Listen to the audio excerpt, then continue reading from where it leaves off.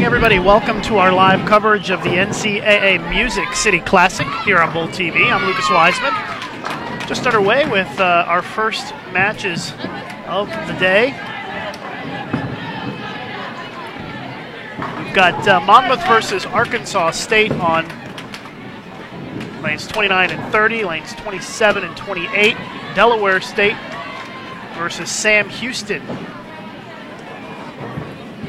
4-game Baker matches. Total pins determines the winners. And 6 matches today, 6 matches tomorrow. We add the total pinfall up, and that determines our seeding for the bracket play on Sunday.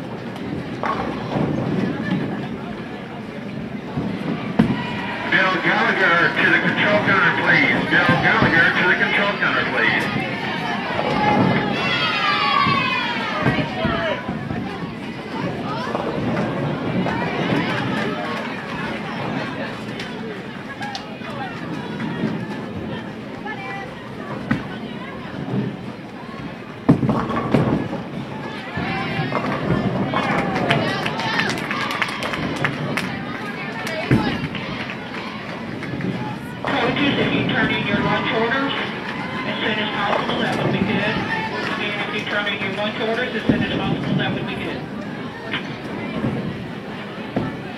So again, for those of you just tuning in, you're watching live coverage of the NCAA Music City Classic here on Bold TV. We are in our opening game of the tournament. Once again, we've got Delaware State versus Sam Houston State and Monmouth versus Arkansas State here in our first matches of the tournament.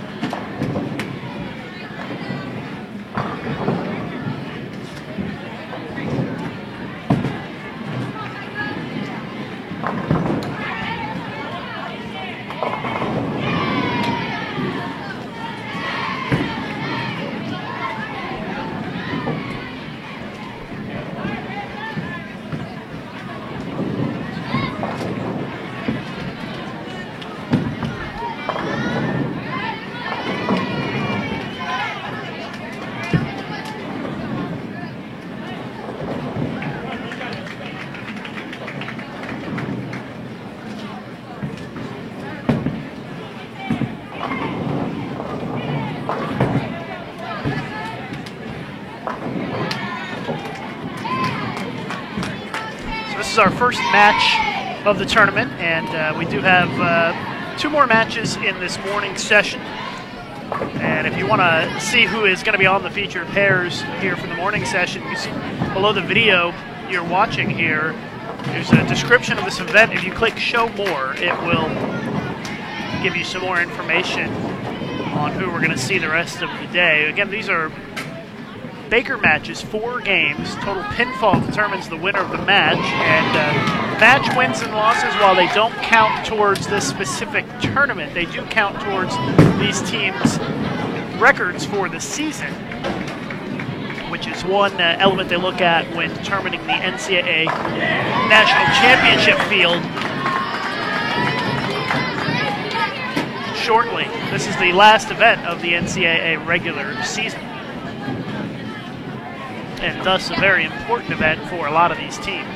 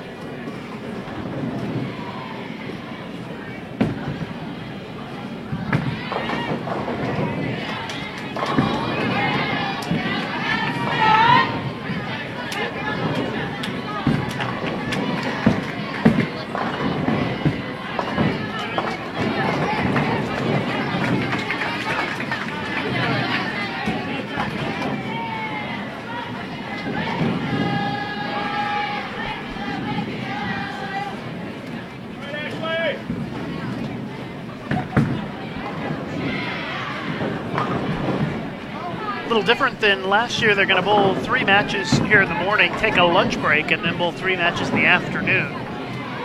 That's both today and tomorrow. There will be a little bit of a break today between the third and fourth match. Each match today should take about an hour to bowl.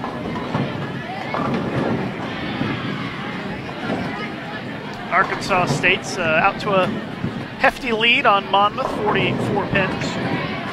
Arkansas State, one of the top-ranked teams in the country in NCAA women's bowling.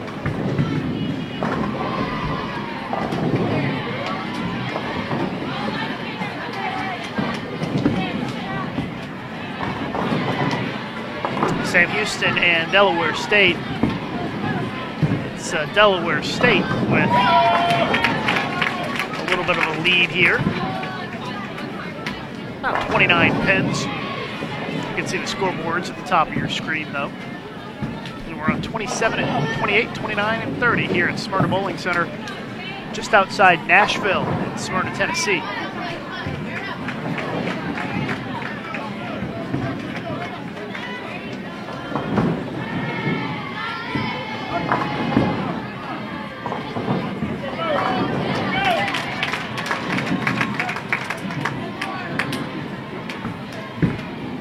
You can watch the broadcast in high definition today. All you have to do is click the little gear symbol that's right under the Bowl TV logo on the screen, and that will allow you to change the quality setting to HD if you choose. You can change it to 720p HD. Of course, you've got to have a pretty hefty internet connection to be able to handle that, but I think a lot of people do. You can also go full screen. If you go full screen for a few minutes, it should automatically click into high definition mode if you have got a fast enough internet connection. 2:46 to start for Arkansas State.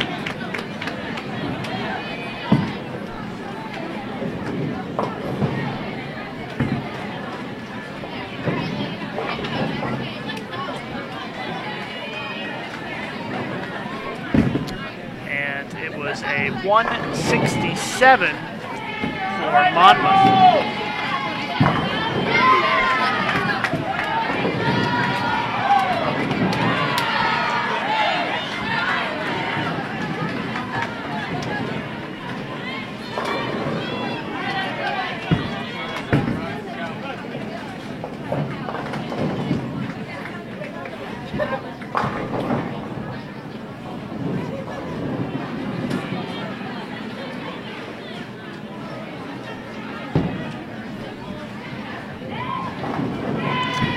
Of course, they do switch lanes after each game. So now Arkansas State will be on lane 29 and Monmouth will go to lane 30. Sam Houston trying to finish it out strong here and narrow the gap against Delaware State. Delaware State can get to 200 with a spare and a strike here in the 10th. And no matter what, Delaware State's going to have the lead after game one.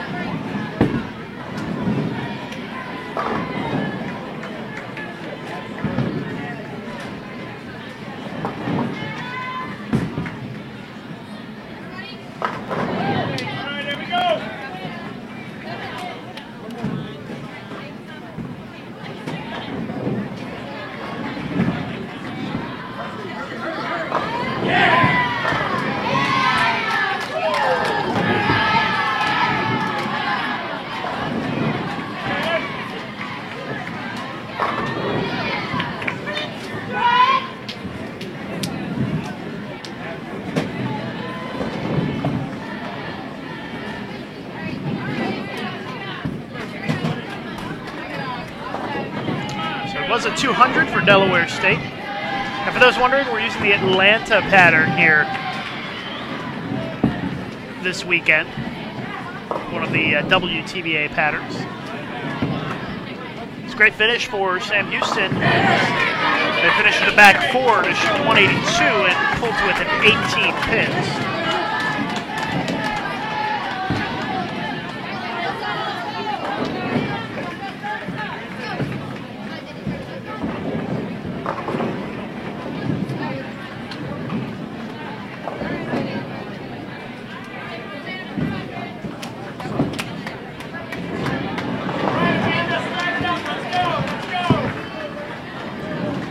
So our scoreboards are updated now at the top of your screen.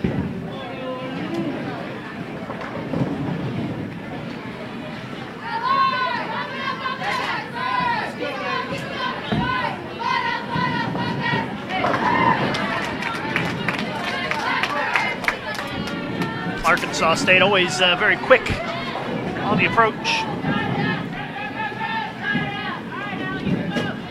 Kind of rough frame in the second. That has allowed Monmouth to close the gap a little bit, but Arkansas State with a big lead, almost 80 pins, after game 1 of 4.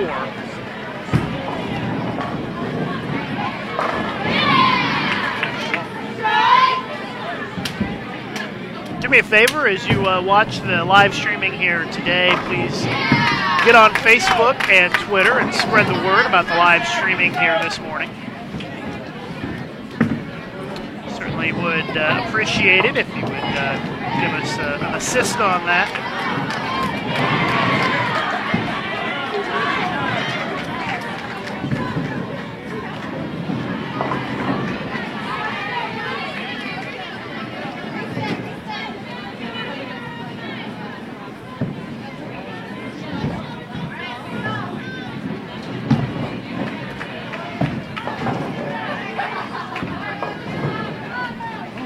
This is just match number 1.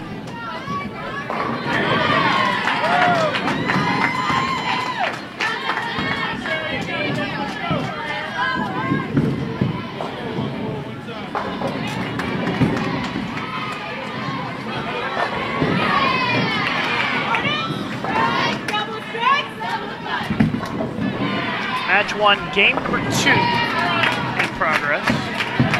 Arkansas State still with about a 70-pin lead or so on Monmouth.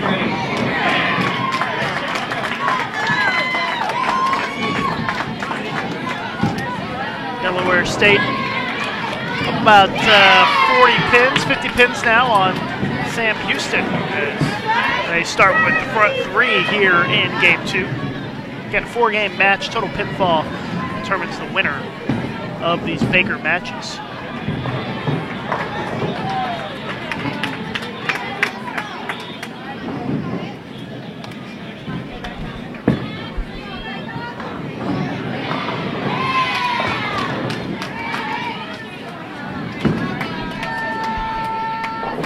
Let's see if Delaware State can keep it going here with the front 3.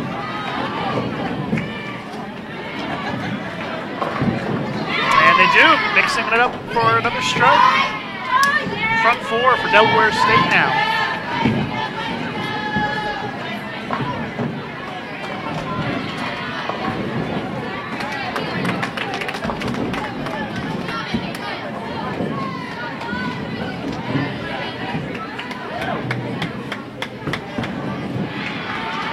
Front 4 for Delaware State, combined by a couple opens this game by Sam Houston, has extended Delaware State's lead out pretty big.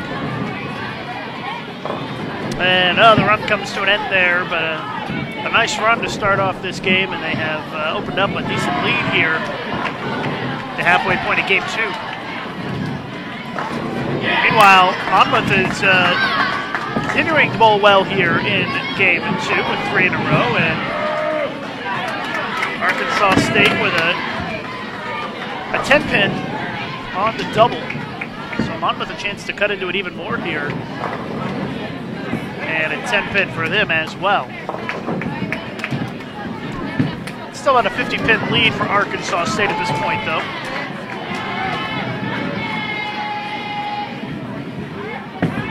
Just tuning in, you're watching live coverage of the NCAA Music City Classic here on Bowl TV. Appreciate everybody tuning in this morning, and if you want to, take a minute to go to our USBC Facebook page, facebook.com/USBC, and we've got a status there telling everybody about the streaming. Comment and let us know who you're rooting for here this weekend.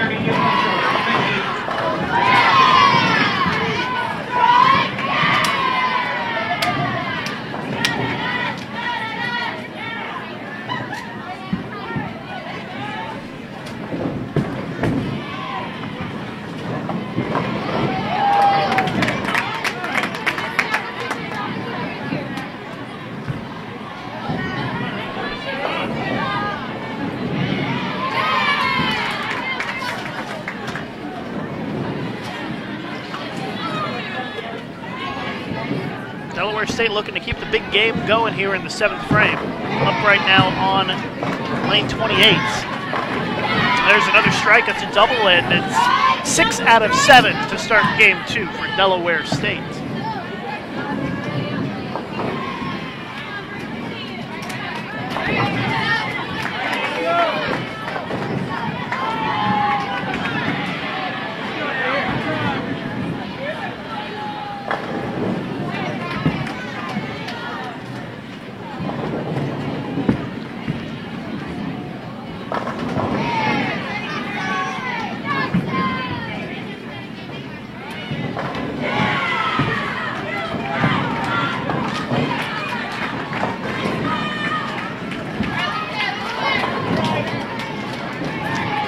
.180 for Arkansas State. So a drastic decline for them after the first game. They had 246 and then 180. Still puts them at 426 for the first 2 games, though.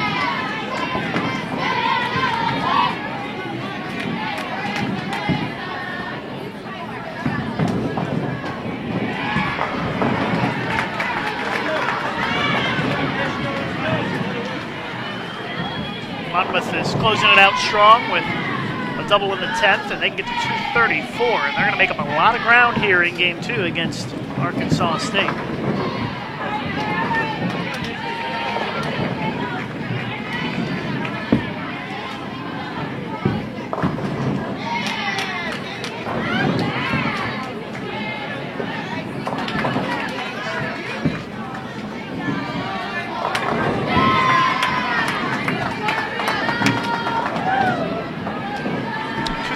For Monmouth.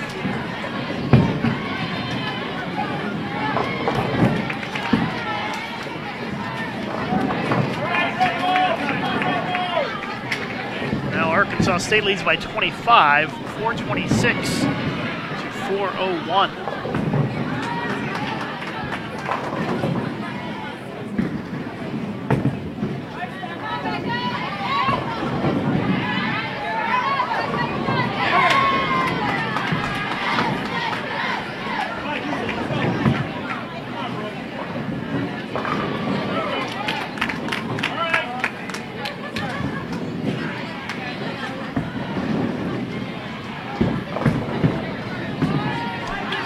Split in the 10th for Delaware State. Bad news for them, that's good news for Sam Houston.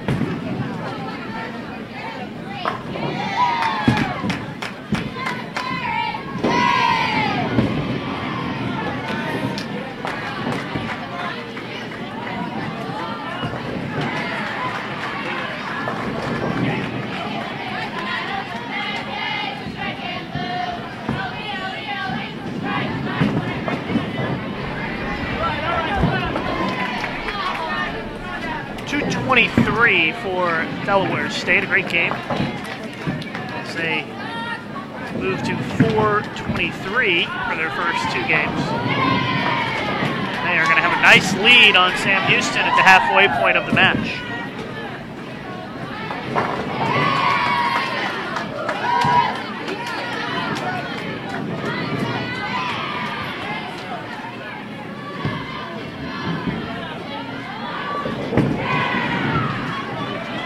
For Sam Houston.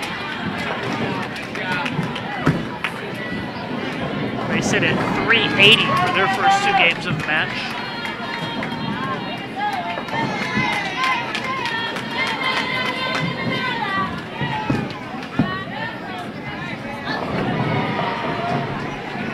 So it's a 43-pin lead for Delaware State halfway through the match, and Arkansas State leading Monmouth by 26 pins right now, although there is a split for Arkansas State.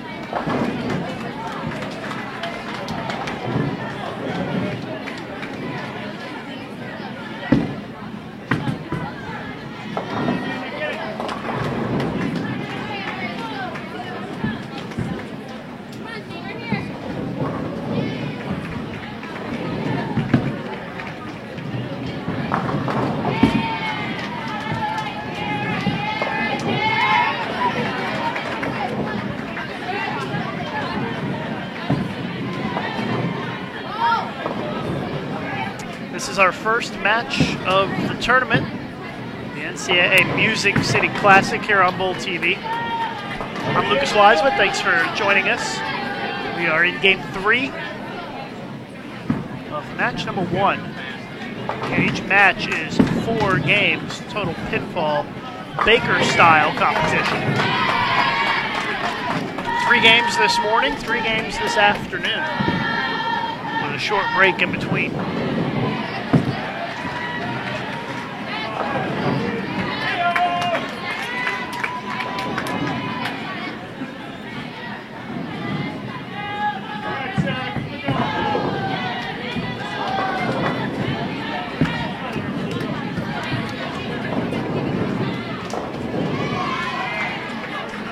A 26-pin lead for Arkansas State right now, with a little more than a game and a half to go.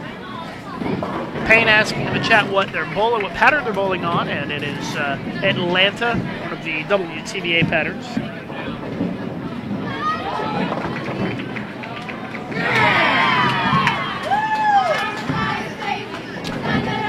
Allie wants to know if there's a way to see scores from other teams. There's not, but we will have updates as we get them in terms of the standings, hopefully after each match.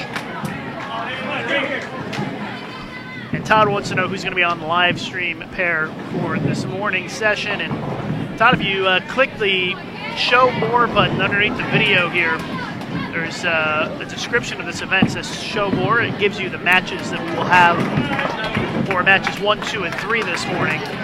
Match 2 is going to be Tulane versus St. Francis, PA, and Nebraska versus Fairleigh Dickinson. Match 3 will be Wisconsin Whitewater versus Sacred Heart, and Louisiana Tech versus LIU Brooklyn. Haven't quite looked far enough ahead yet to this afternoon's matchups, but we will get those for you a little bit later.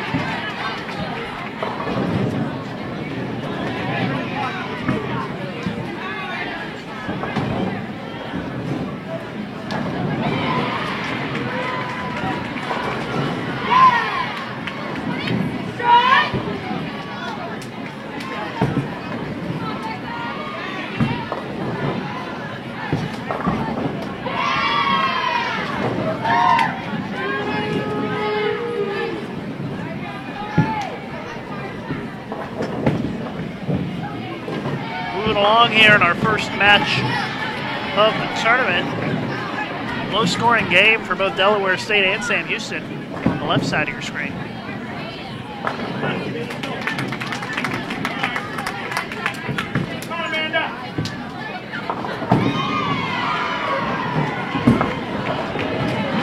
And Monmouth made up a lot of ground last game, but they're giving it all back here.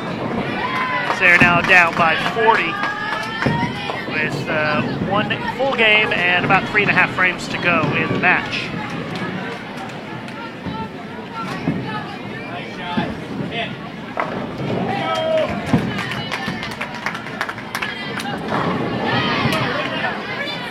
There's a double on the board for Delaware State.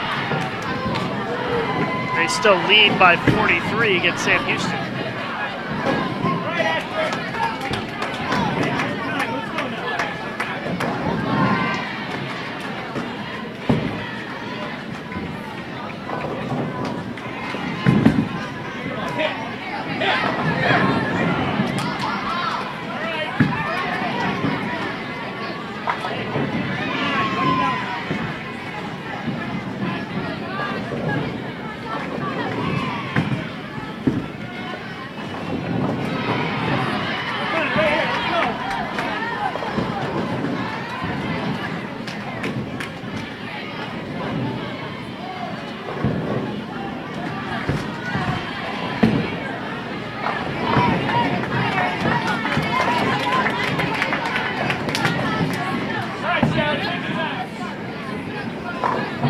Now a 51-pin lead for Arkansas State in that match against Monmouth as they close out Game 3. Split for Delaware State in the 6th here. It's a 4-6-7, and it's an open frame for Delaware State.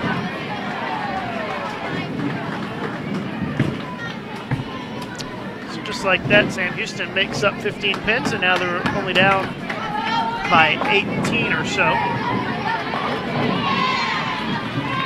And that washout might give it right back, though. Jerkong wants to know if going to re-oil between matches, and I do not know the answer to that question.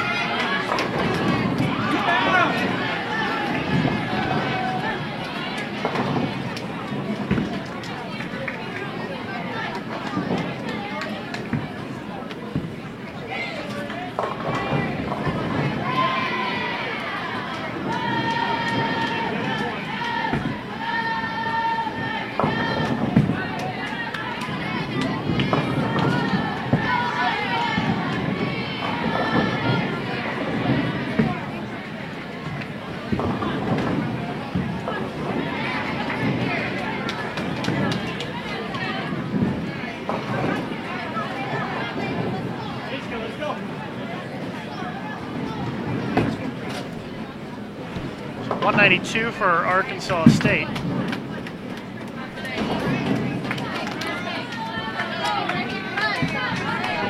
And a 150 for Monmouth.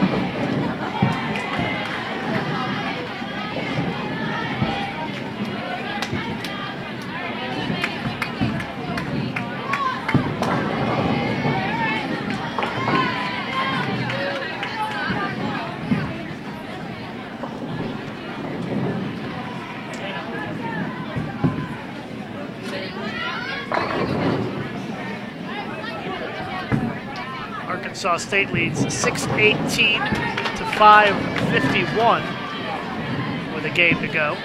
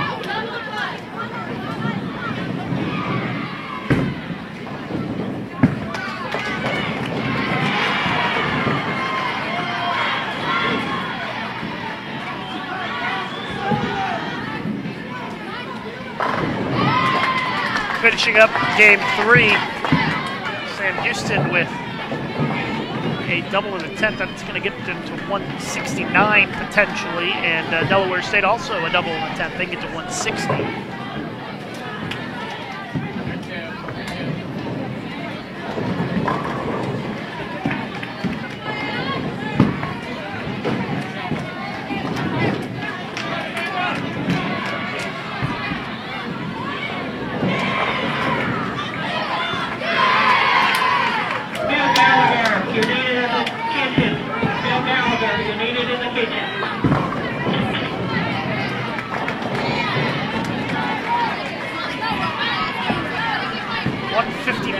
For Delaware State that game, and a 168 for Sam Houston.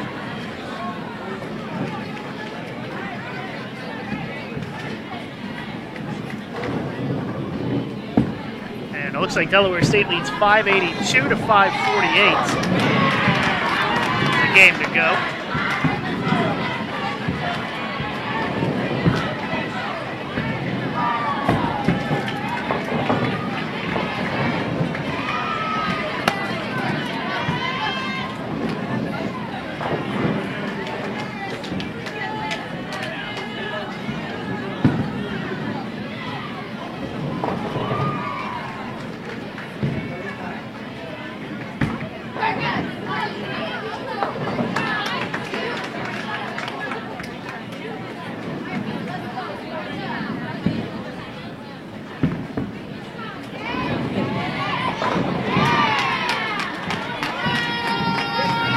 Appreciate everybody tuning in this morning. Our live coverage of the NCAA Music City Classic here on Bowl TV.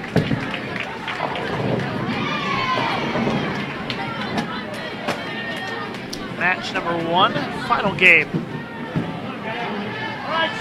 is about to get underway on 27 and 28. We're almost halfway through the final game on 29 and 30.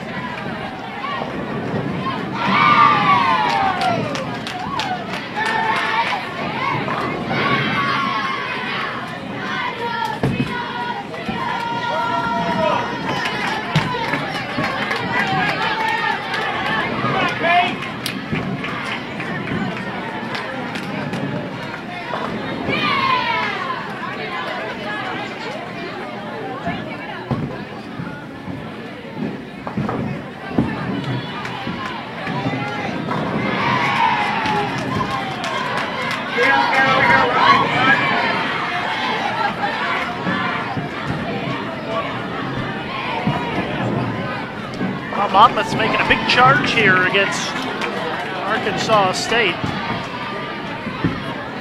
They have really narrowed the gap here.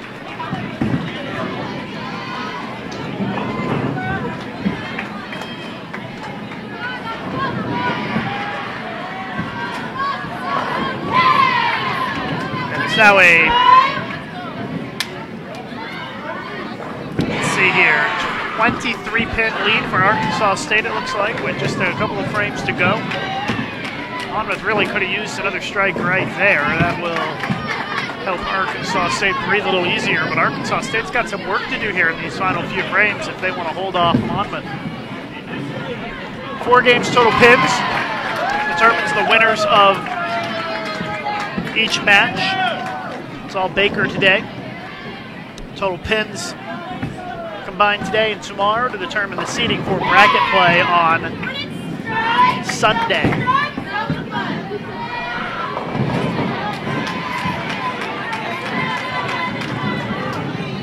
Big spare there for Monmouth, and a big frame here for Arkansas State. And it is a split. It is a 2-7, 8-10 split for Arkansas State. A very awkward split, but a somewhat makeable split, I suppose.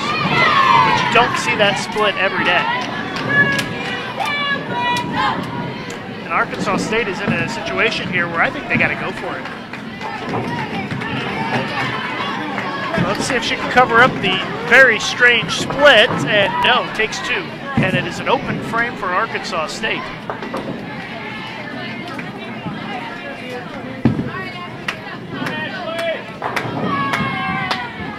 So now, Arkansas State only leads by about 10 pins. But there is a huge break for Arkansas State right there. An open in the 10th for Monmouth. They shoot 200, get to 751, which makes it a lot easier for Arkansas State now to get to 752.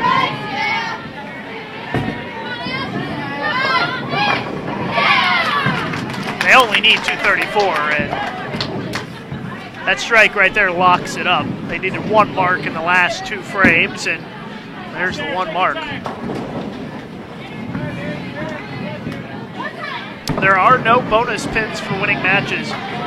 The way NCAA bowling works is you have a season record, and each match goes towards that season record. So each match is vitally important for each team, although it is not important to the individual tournament, other than pinfall.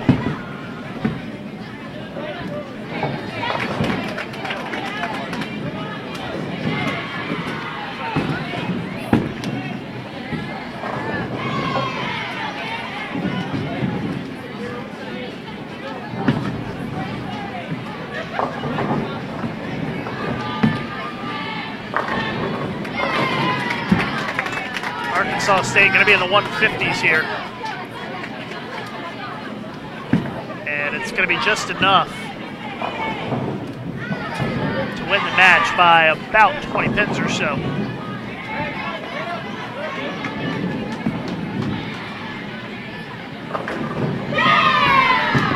Monmouth made it close. A couple opens that game really cost them. That's the difference in the match. Monmouth with 2 missed easy spares.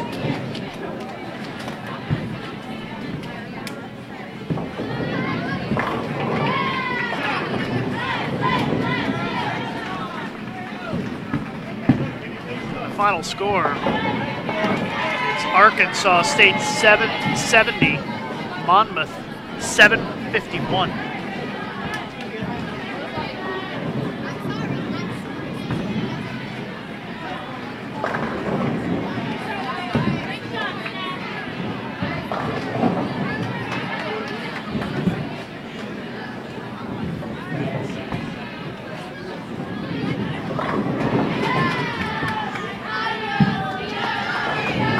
Max score for Delaware State is 208.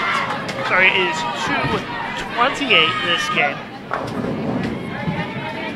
That would put them at 810. Best that Sam Houston can shoot is 234, so Delaware State has locked up the win here against Sam Houston in match 1.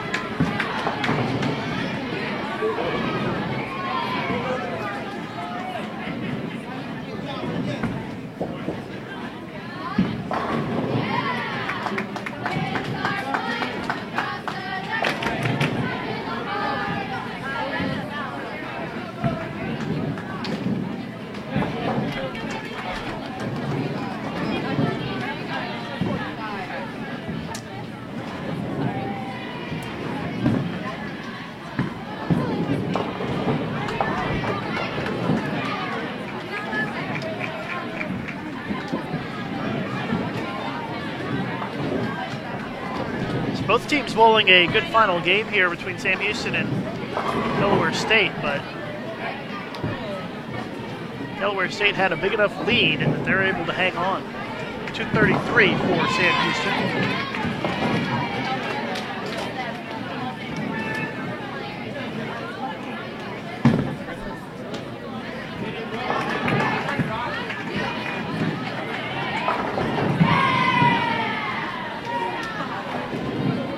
State waiting to throw their final shot here.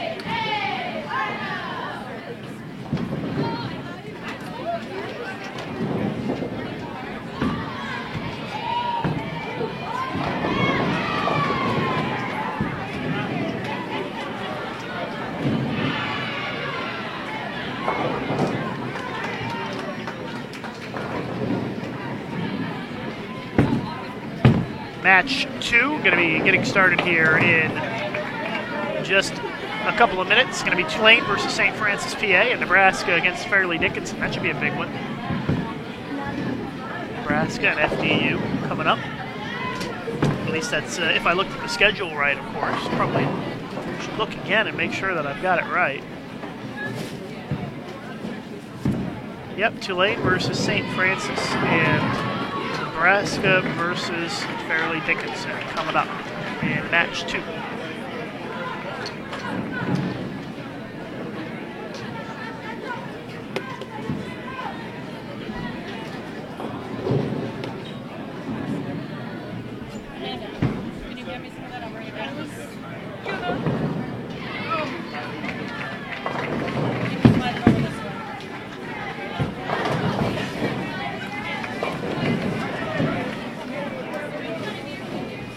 And 225 for Delaware State as they finally finish out that game.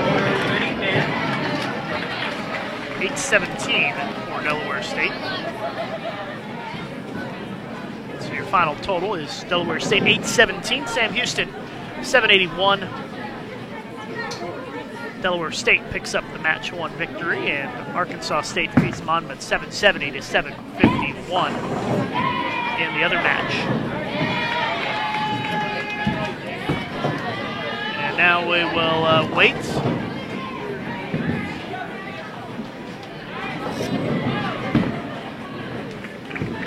for the rest of the teams to finish up and move. We should get started here hopefully in the next few minutes. I see Tulane already down here getting ready to go.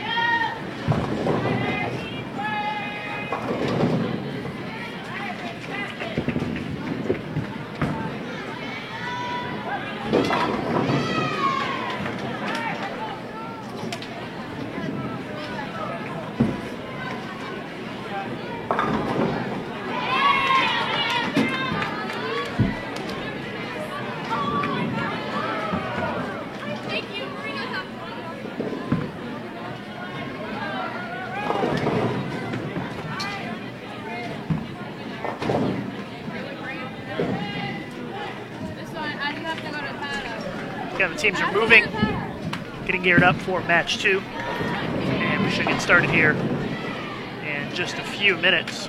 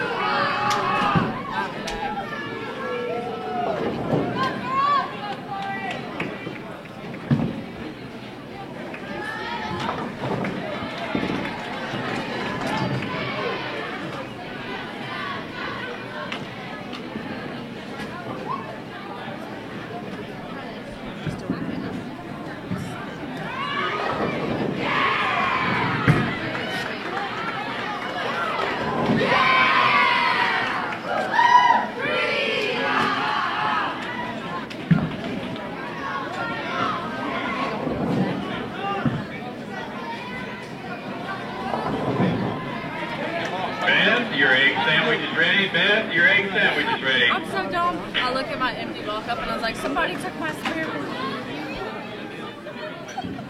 I have it. Well, I can start figuring out who took it. Teams are moving down. Should be just another couple of minutes before we get started with our next match. Your order is ready. Please, your order is ready.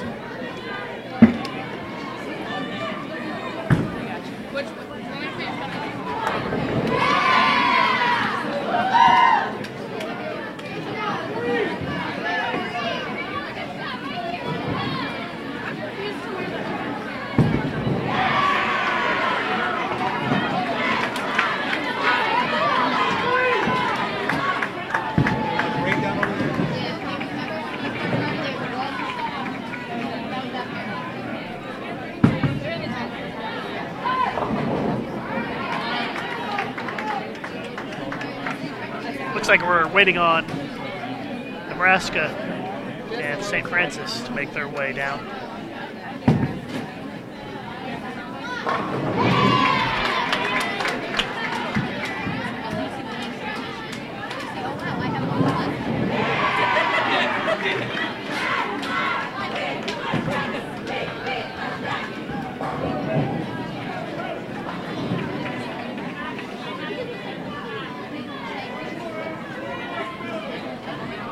Teams we had on our featured pairs to start the tournament pretty quick, so Got some other teams still catching up. I think we had one pair that had a breakdown and they had to switch pairs, and so that has backed things up a little bit.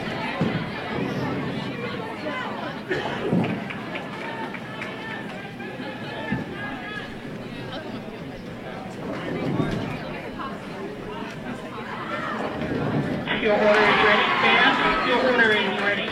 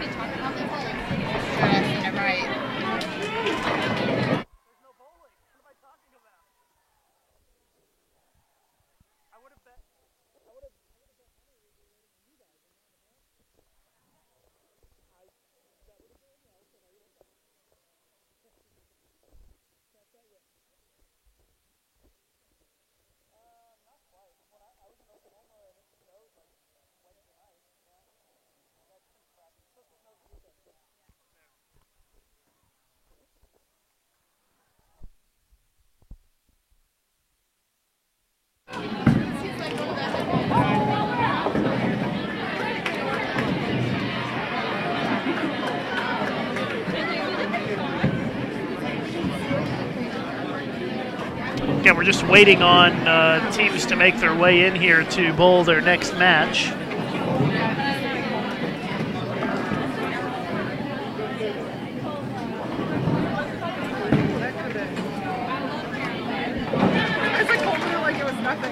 Looks like St. Francis is moving in now. Line 1.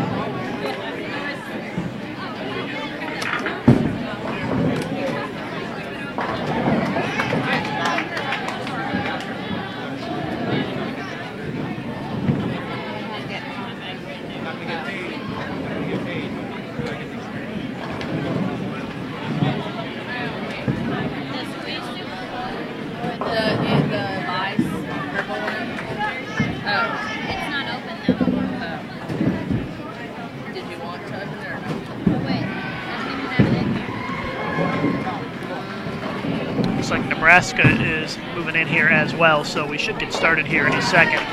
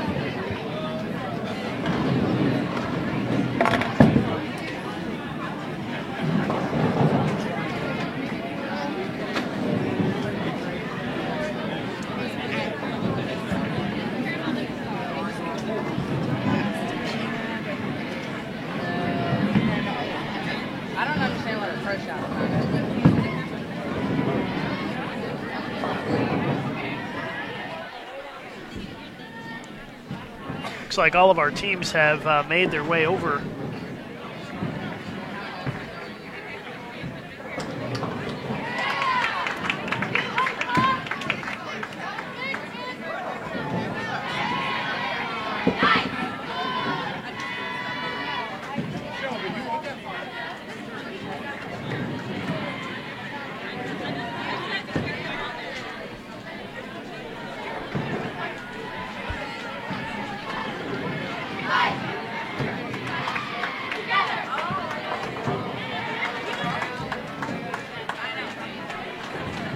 So again, we're going to have Nebraska versus Fairleigh Dickinson here. And we are also going to have Tulane versus St. Francis. And we should get started here in just a second. All the teams have made their way to the pairs.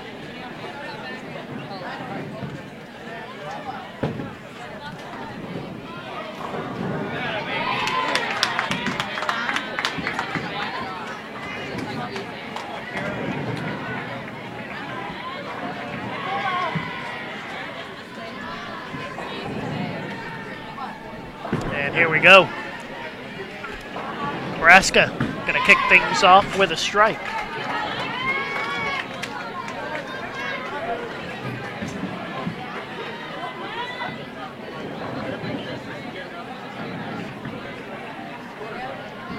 So big matchup here between Nebraska and Fairleigh Dickinson to start off match number 2.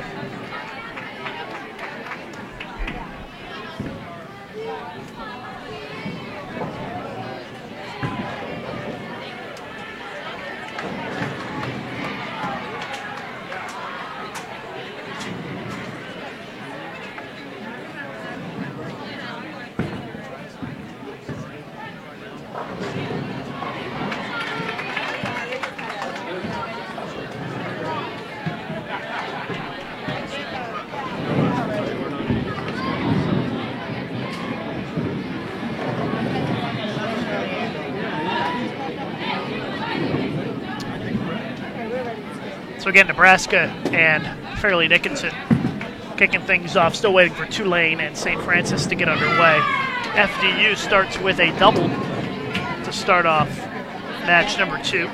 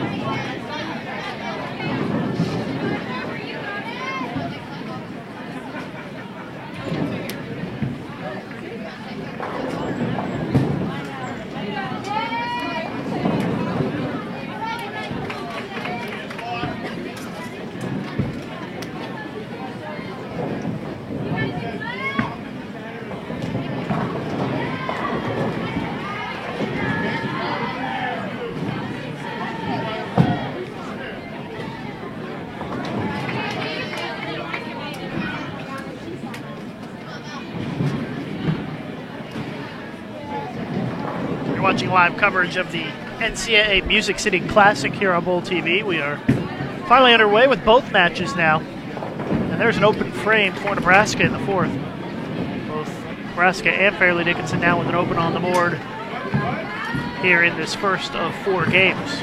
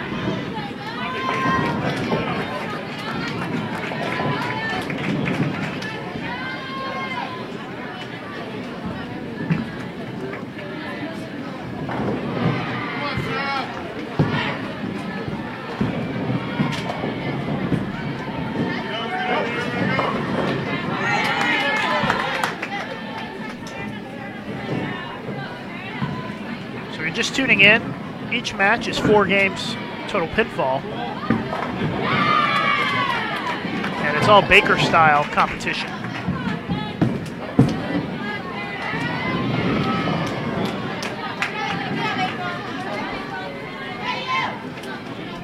We've we've got a total of 6 matches today, 6 matches tomorrow. Tomorrow is a traditional 5-player team event. And then we've got big bracket Baker play on Sunday, leading up to the title match late Sunday morning. FDU with a split in the 6th. So this match pretty tight so far.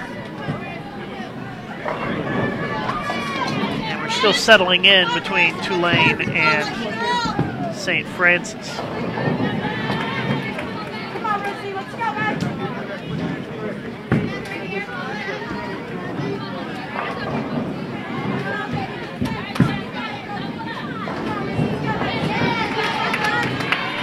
Spare there for Nebraska gives them a 5-pin lead after 6 frames.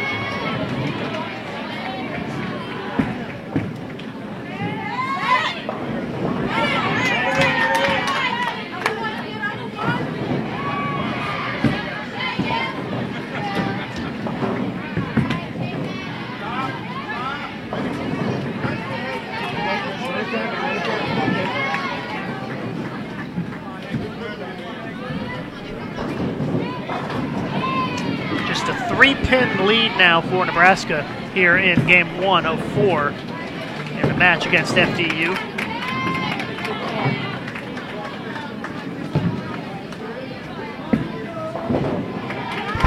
Nice job.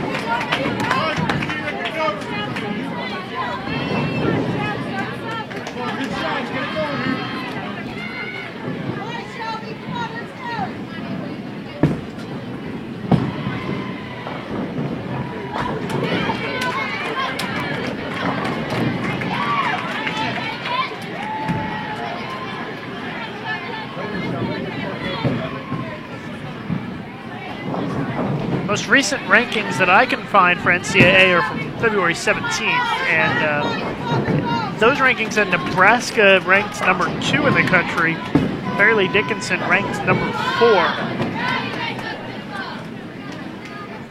So like I said, it's a huge matchup, 2 of the top-ranked teams in the country, Nebraska and FDU. In those same rankings, St. Francis was ranked number 10. Does not look like Tulane was ranked at all.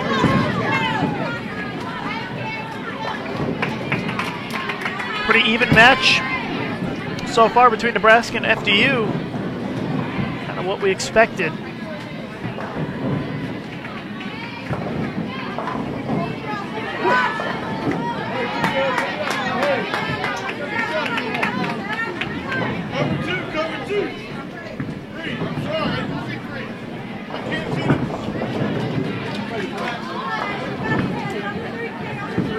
It would have been a big double for FDU, but instead it's a 7-pin. Ooh, and a gutter duster there for Nebraska. That hurts. That drops them from having a 1-pin lead to now being down by 9.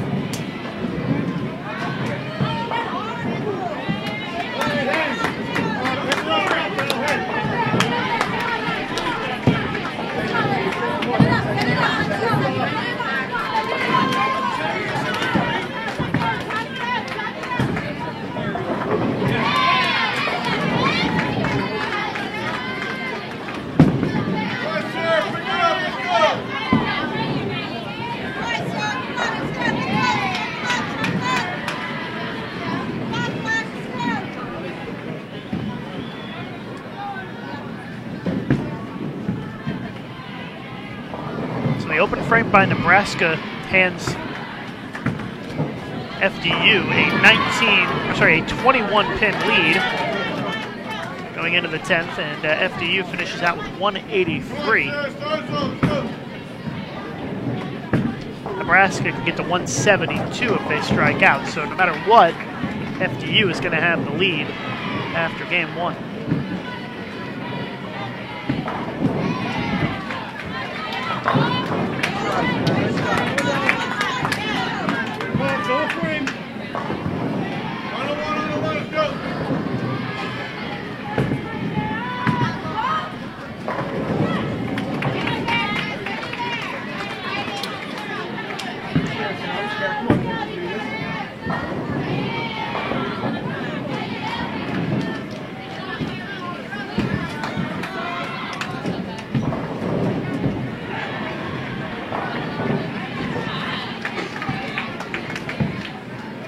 Game in progress by Tulane. They can get to 222 this game. St. Francis with an open there in the 6th. Gives them 97 in the 6th frame. And they can shoot 187 this game. Nebraska trying to close out this game. Here's a double. Junior Team USA member Liz Culkin rolling in the anchor spot for Nebraska.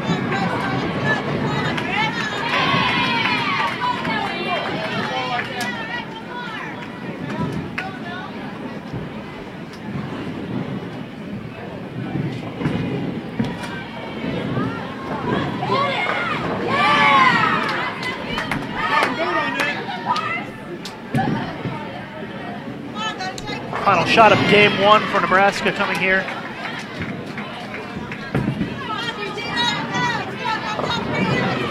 And it is an 8 count, so 170 for Nebraska. They trail by 13 against Fairleigh Dickinson after game 1.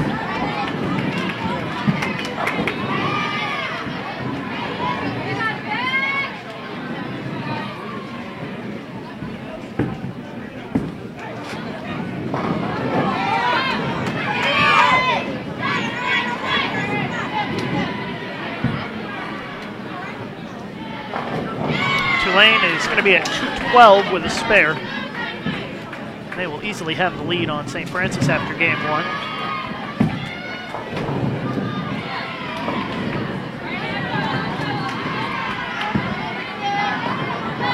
Thanks everybody for tuning in for our live coverage of the NCAA Music City Classic here on Bowl TV. Appreciate you taking some time out of your day to watch some bowling live on Bowl TV. Bowl TV brought to you by the United States Bowling Congress, the governing body of the sport of bowling in the United States. And thank you to everybody out there who is a USBC member. Your membership dollars help pay for projects like this.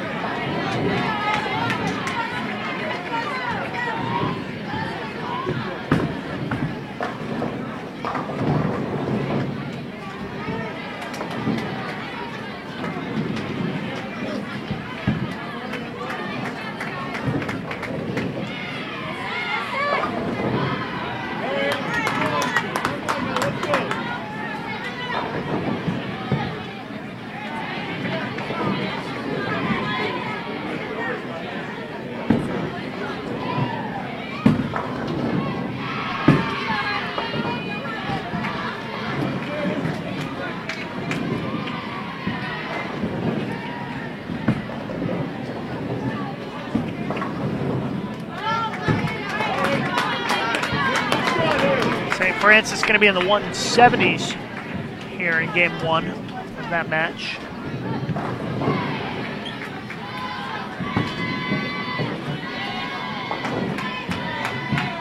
So Tulane will have at least a 35-pin lead here, depending on what St. Francis bowls on the field ball.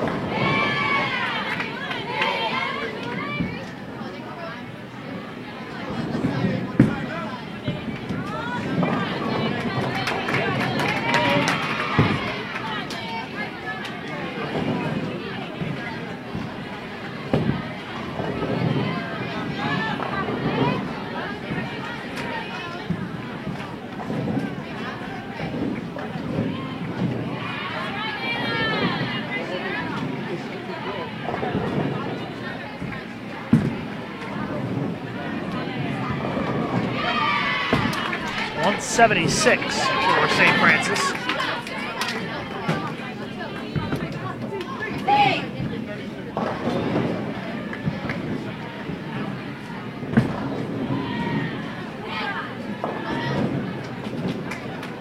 Let's go!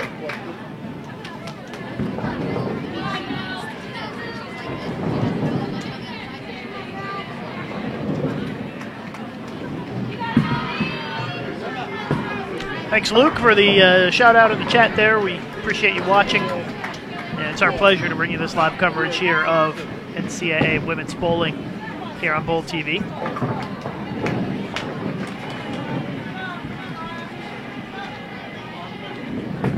We are getting into game number 2 of these matches. FGU, Nebraska bowling a little bit quicker, already about 3.5 frames into game 2, just starting between St. Francis and Tulane. You can see the match totals at the top of your screen.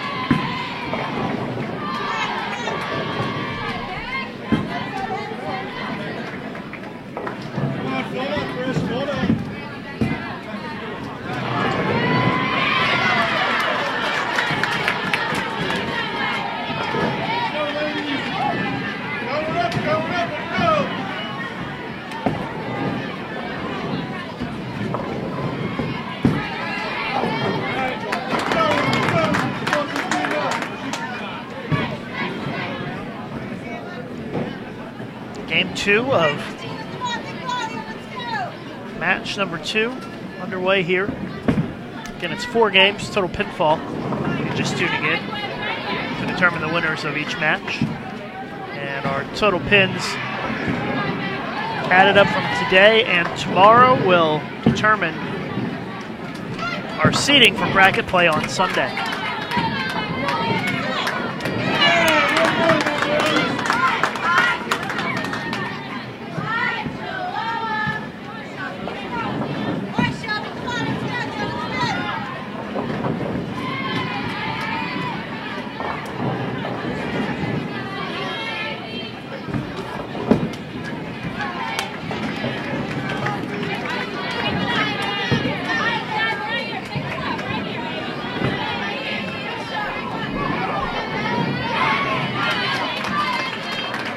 There's a double on the board for Nebraska.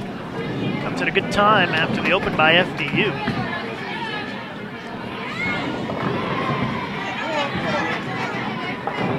And now we are tied in that match. Big strike by FDU to get back on track. Got somebody watching in the chat from Malaysia. Thanks for tuning in. Been to Malaysia about 4 times. Love it there. Great country. Highly recommended. Great bowling programs there as well. Split on the deck for Nebraska. Still a very close match between Nebraska and Fairleigh Dickinson, 2 of the top-ranked teams in NCAA women's bowling in the United States. There's a double for FDU.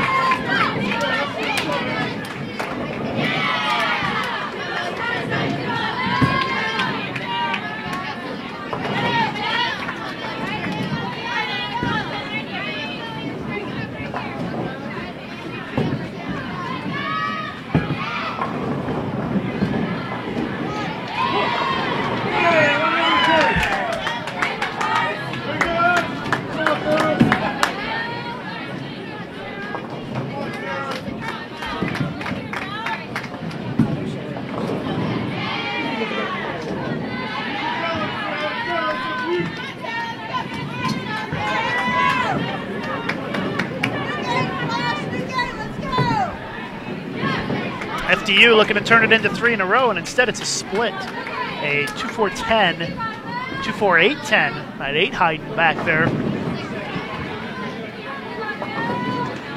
Nebraska had it open last frame, and things still very tight. Tim asking in the chat if I've ever been to Holland. Yes, I have. I was there just last year for a holiday. Went to Amsterdam for a couple of days. The Netherlands also a very big bowling country. Very good program. FDU trying to convert the split here. Gets 3 of them, but leaves that pesky 8-pin in the back there. So it's an open frame for FDU.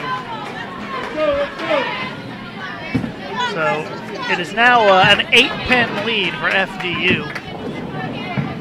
Here as we wind down game 2 of 4.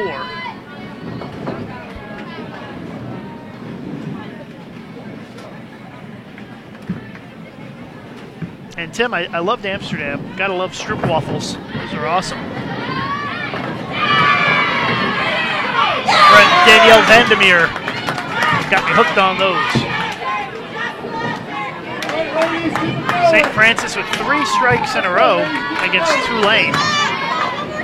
There's a strike for Tulane.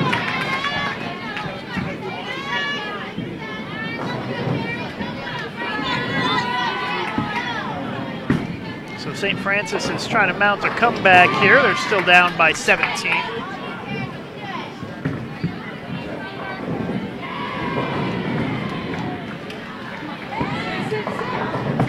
Second shot in the 10th for FDU. Trying to put a double on the deck, and instead it's a split. 2-10.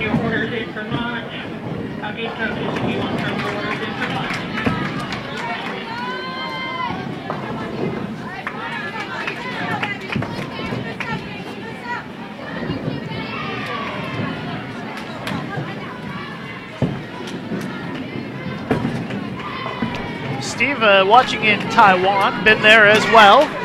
Went to Kaohsiung for the World Games about 5 years ago. And yes, they do bowl with the spinner style, very different style play in some regions of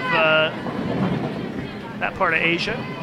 175 for FDU that game.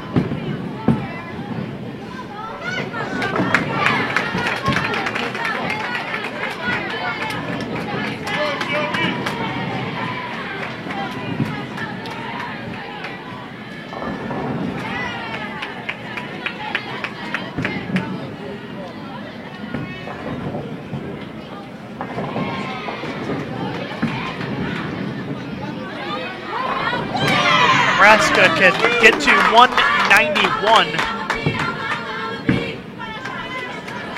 this game, and Nebraska can take the lead in the match with a strike here.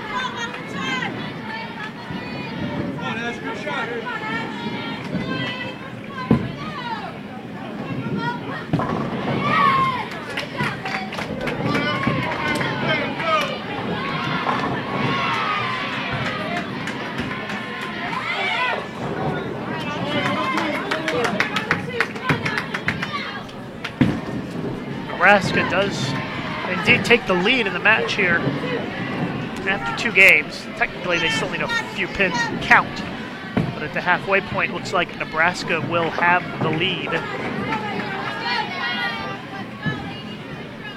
St. Francis has made up a lot of ground and actually has taken the lead on Tulane.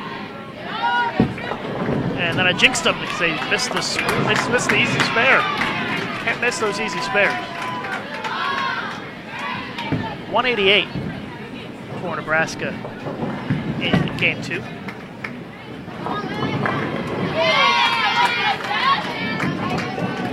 Nebraska has a 10-pin lead, 368 to 358 now.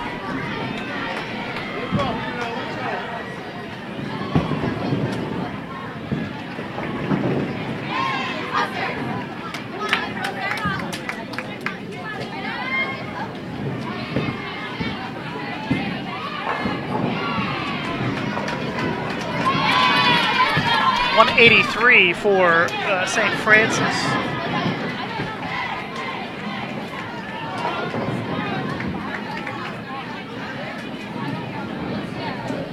Puts them at 359.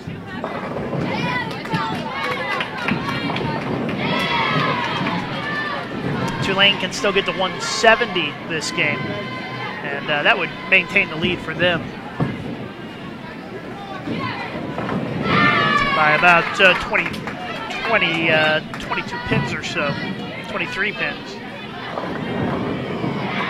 But no double of the 10 for Tulane. Still going to have a lead, it looks like. Need to do the math here to figure that out.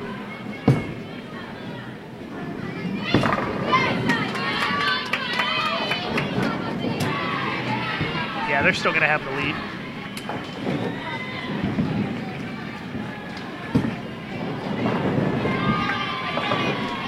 So 159 for Tulane.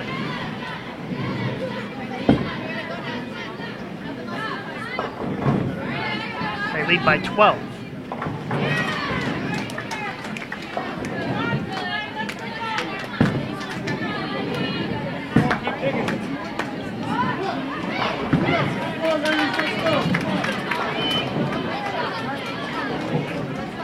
So Tulane leads 371 to 359. You can see at the top of your screen there. Nebraska leading 368 to 358. And Nebraska has started with 3 strikes in a row.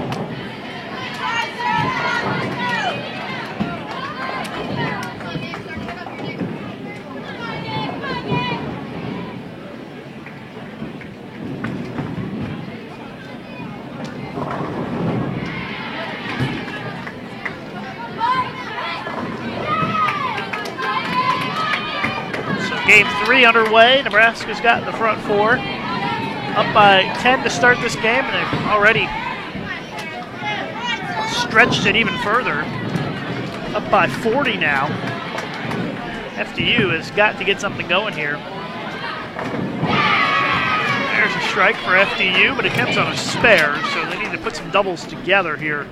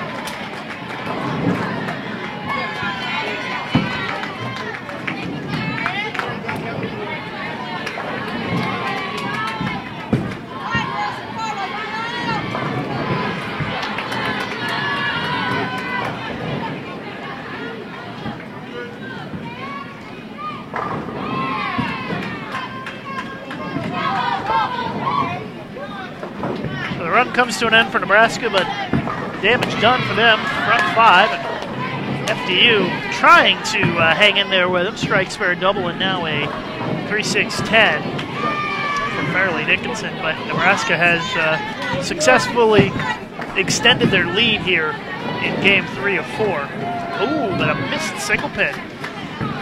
Mental error there by Nebraska.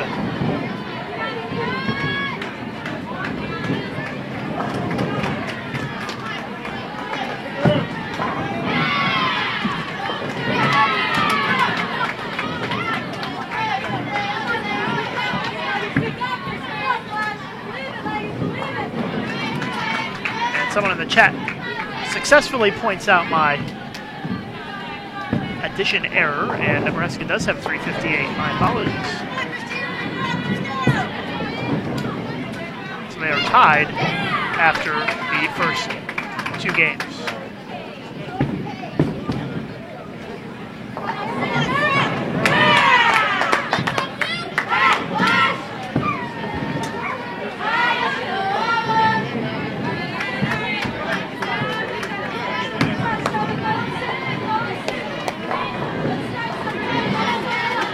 But his 22-pin lead, if FDU makes that spare, 22-pin lead for Nebraska here in game 3.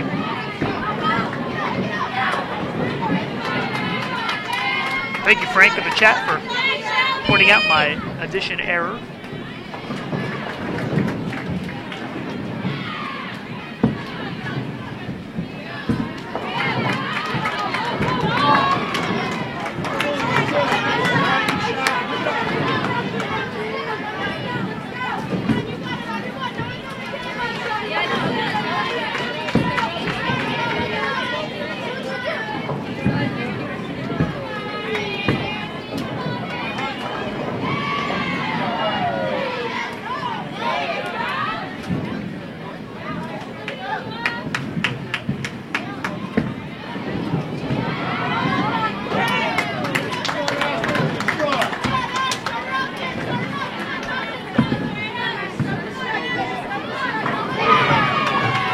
FDU with a strike in the 7th.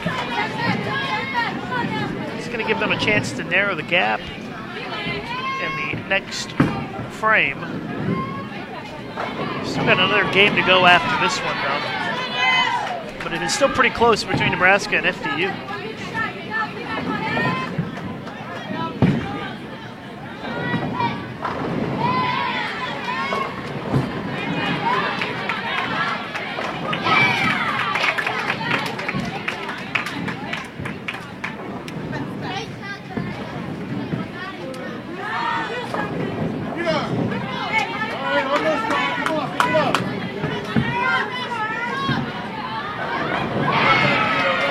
There's a double for FDU. And they have cut the gap to just 7 pins now. Sorry, 12 pins. Having a problem with my math this morning. So Nebraska's still leading by 12.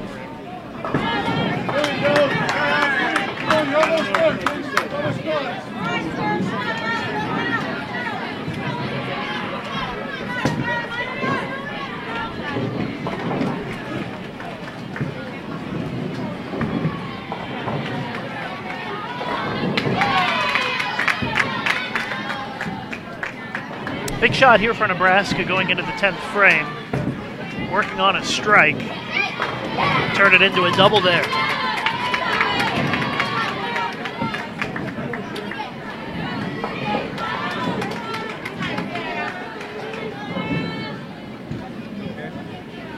How you been like here?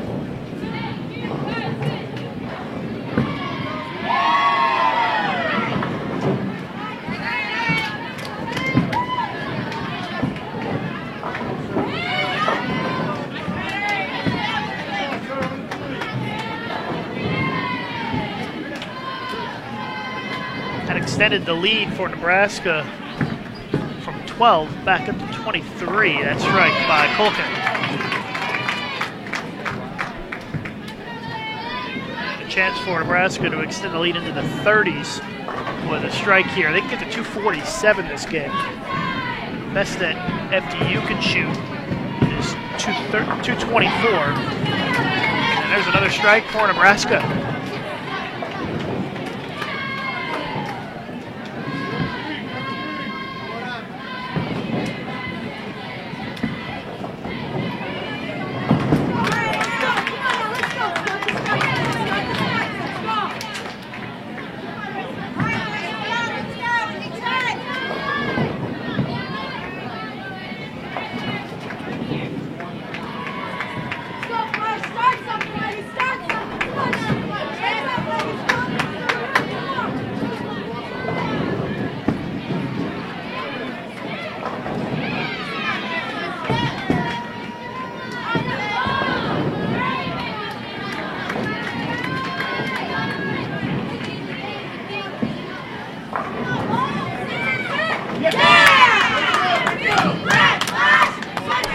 .244 for Nebraska.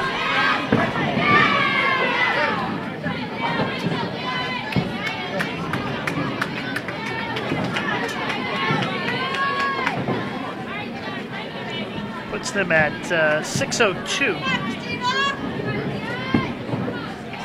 for the first 3 games of the match, and FDU can get to 224 this game. That would give them a 20-pin deficit going into the final game of the match.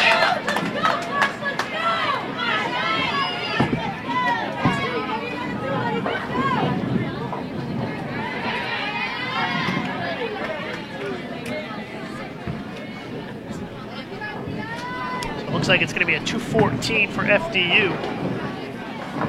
They're going to be down 30 going into the final game.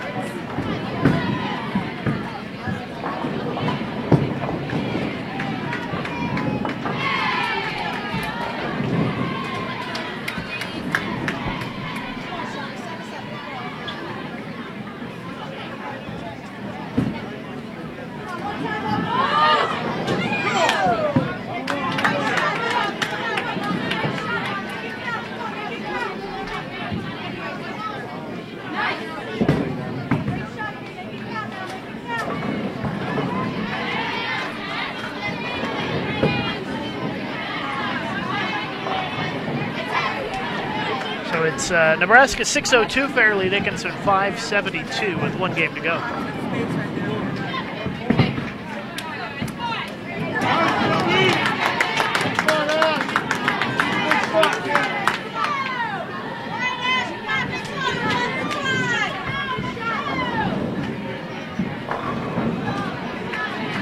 Still a very tight match between Tulane and St. Francis, about a 10-pin difference with Tulane in the lead.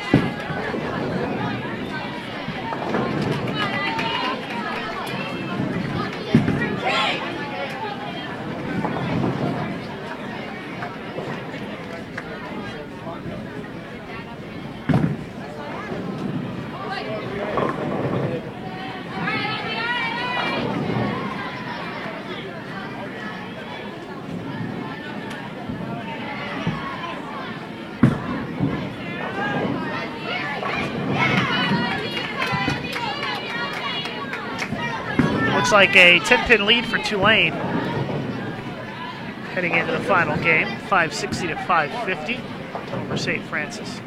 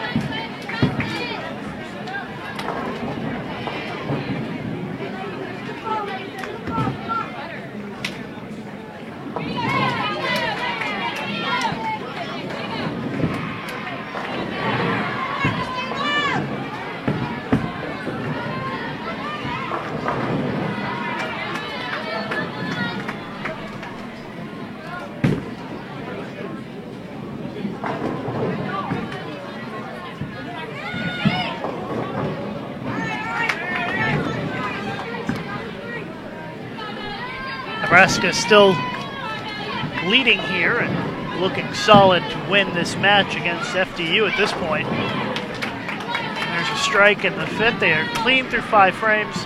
FDU had an open in the first, and Nebraska leads by more than 40 pins at this point. Other match, a little bit closer, a 10-pin lead for Tulane coming into this game, but they started with a double. And they have added 12 pins to that, so they're up 22.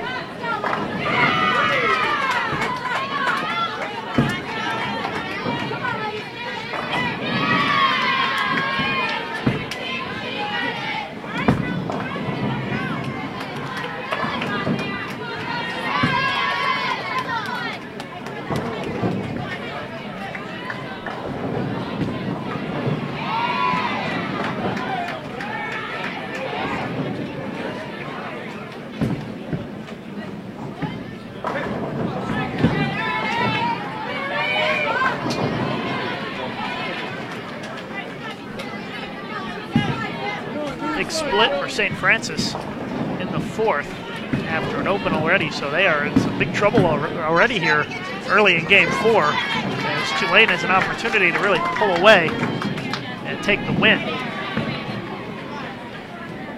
Nebraska just keeps on chugging along here with marks, and that's probably about all they're going to need to secure the victory, it looks like, because Fairleigh Dickinson not really showing that they can put some strikes on the board here in this fourth game.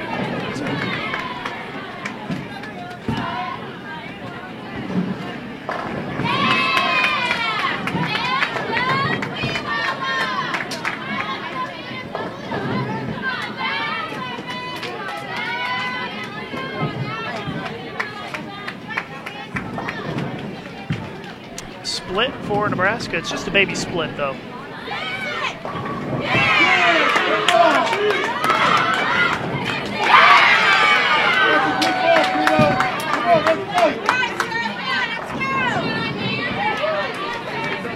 Tulane looking to put a double on the board, pull away even further here, and they do. Big split attempt here for Nebraska, trying to maintain their lead and hold off FDU. And it is an open frame. So I said Nebraska needed to stay clean, and there's an open right there. So that gives Fairleigh Dickinson an opportunity here, but Fairleigh Dickinson desperately needs a strike on this shot right here. They can pull to 29 with a strike here, and they do. Although with that open, that actually makes it even a little closer, doesn't it?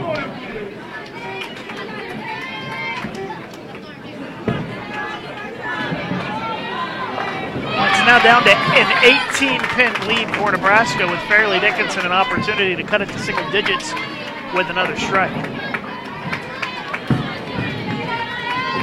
So becoming a very tight match down the stretch here between Nebraska and Fairleigh Dickinson. If FDU can strike here and pull to within 8 with just a couple of frames to go. This is a massive shot for FDU on the right side of your screen. And it leaves the 2-10 split.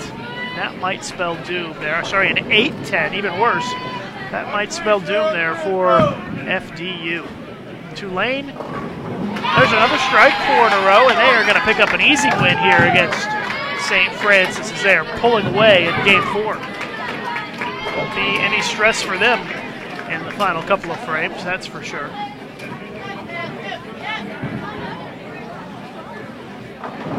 Thanks, Luke, for trying to get people to like the video. Appreciate the effort. Give a little thumbs up on the video if you don't mind. Get the like button. Got 23 likes, 345 viewers. So we got a lot of viewers out there who have not liked the video. So like our live stream. Let me know you're watching out there by clicking that like button.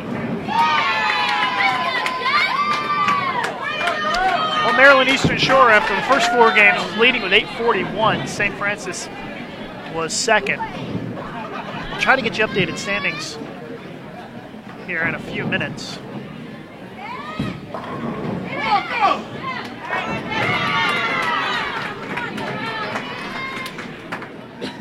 Just wrapping up match number 2. Got one more match to go after this one and then a lunch break.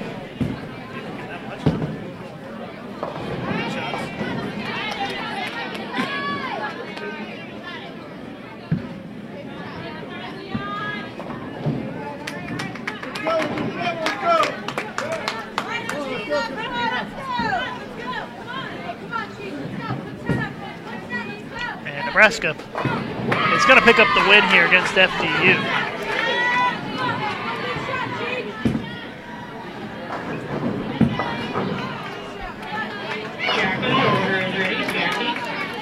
Another strike for Nebraska. Got close there for a couple of minutes, especially after FDU threw the double in the 6th and the 7th, but then the split in the 8th really killed FDU's momentum that they had gotten, and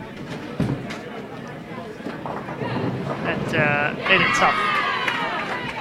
Tulane with 2:33. Attention spectators. Per fire marshal's orders, we must maintain a 3-foot wide walkway on the concourse. Once again, we must maintain a minimum 3-foot wide walkway on the concourse at all times. Also, please do not stand in the chairs as they can give way and cause injury. Please do not stand in the bowling center chairs as they can give way and cause injury. We appreciate your help in these matters.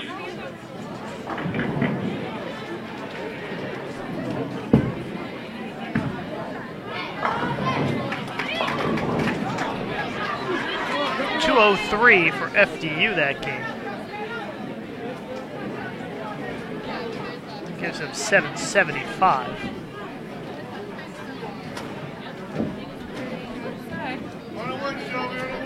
Nebraska, one more shot Jackie, to go. your order's ready, Jackie.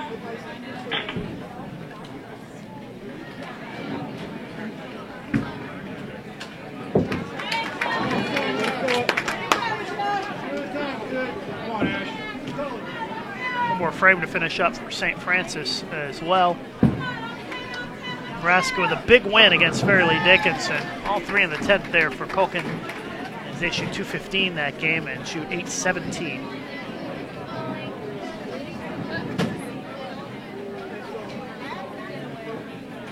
So Tulane and Nebraska, your winners here in match 2.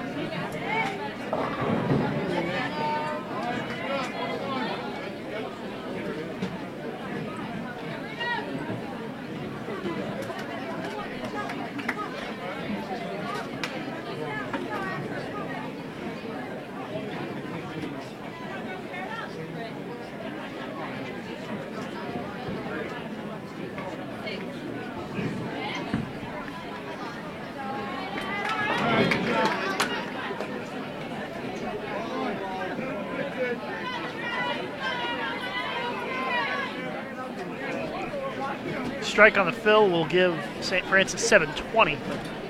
It's going to be not enough. Tulane finished with 793.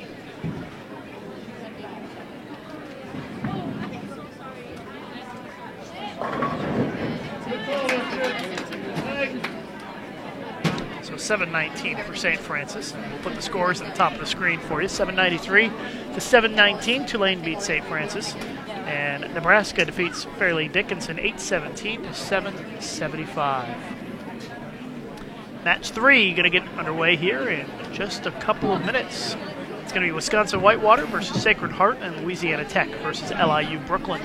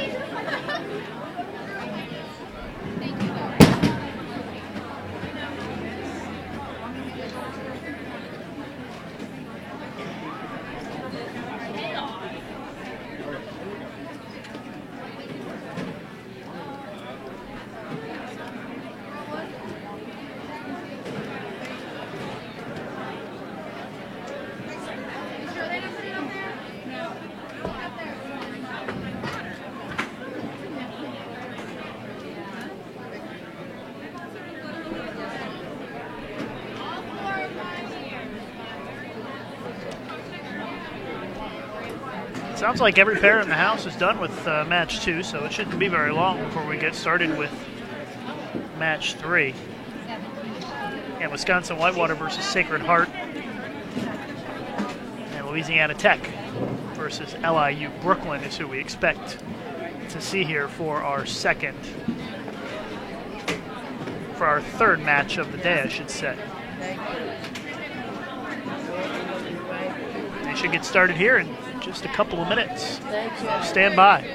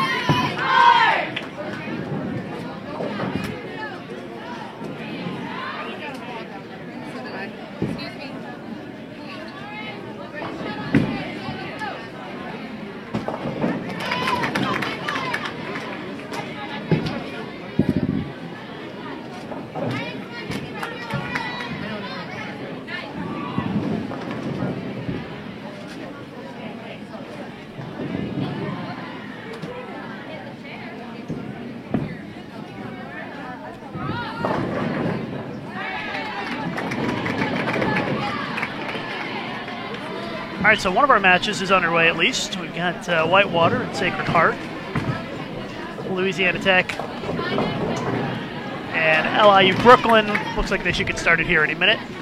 We're starting to move over. We're waiting for LIU to make their way over.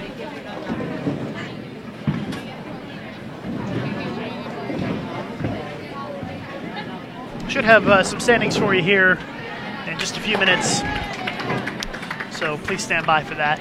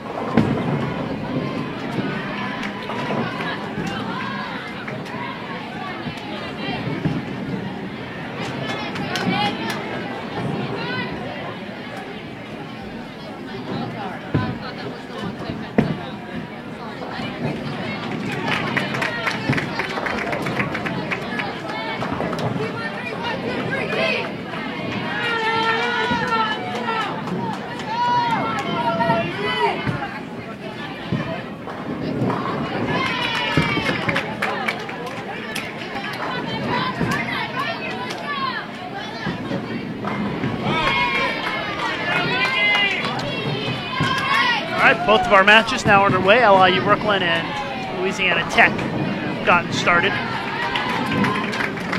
Wisconsin Whitewater Sacred Heart, our other match. In the latest rankings I can find, Wisconsin Whitewater was number 9 and Sacred Heart number 12 in the country. LIU Brooklyn number 16 in the country, and Louisiana Tech is unranked.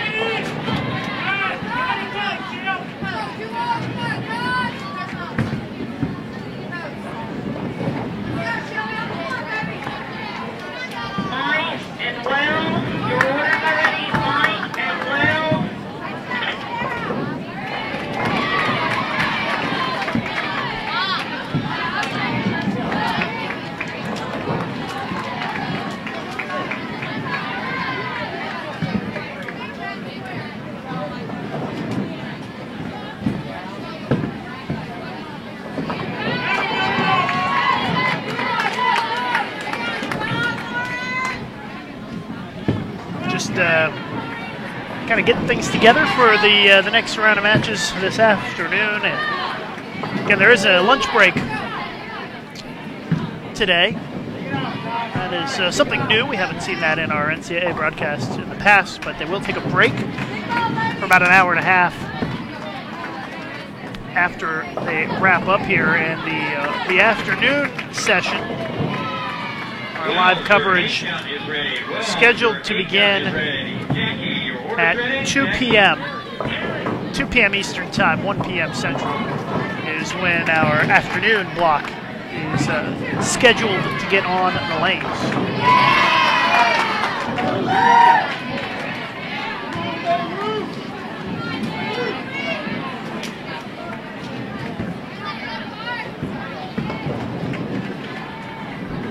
For those of you wondering, we are bowling on the Atlanta pattern, which is one of the WTBA patterns. If you want more information on it, you can go to world10pinbowling.com. And hey, there's a split conversion for Louisiana Tech. That was a 4-7-10. If you didn't catch it, you can rewind the broadcast just by kind of mousing over the video. When you do that, you'll see a little white circle that shows up at the bottom, and you can just rewind that a little bit and watch that split back on replay.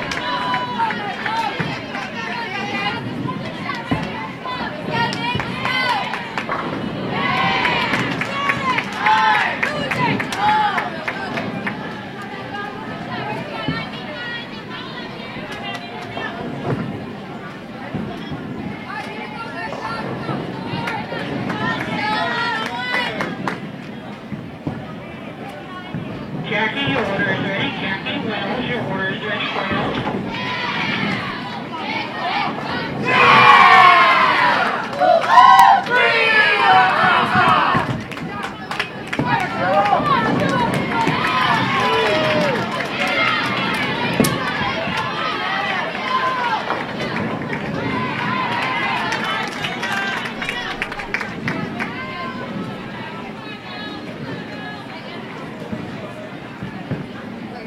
Two-pin lead for Sacred Heart on Whitewater right now, as they start to wind down game one of this four-game match. Jackie, French toast, hash browns, and sausage ready here at the counter. French toast, sausage, and hash browns.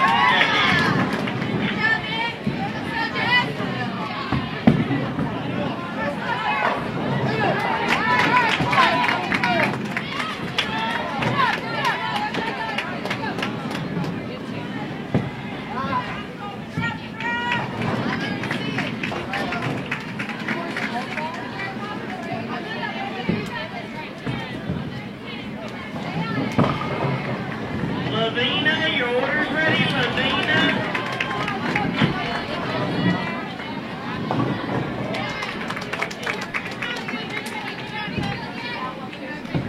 10-pin lead for Sacred Heart going into the 10th frame of game one after the open frame in the 9th. Made things a little bit closer.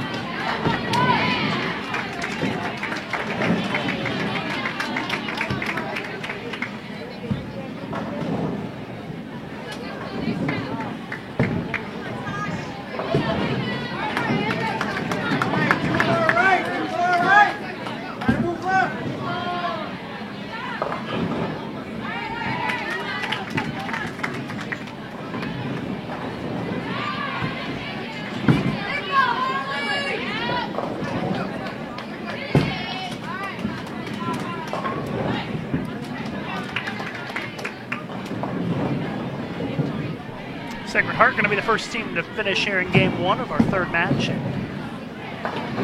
is a 174. They will have at least a 10-pin lead.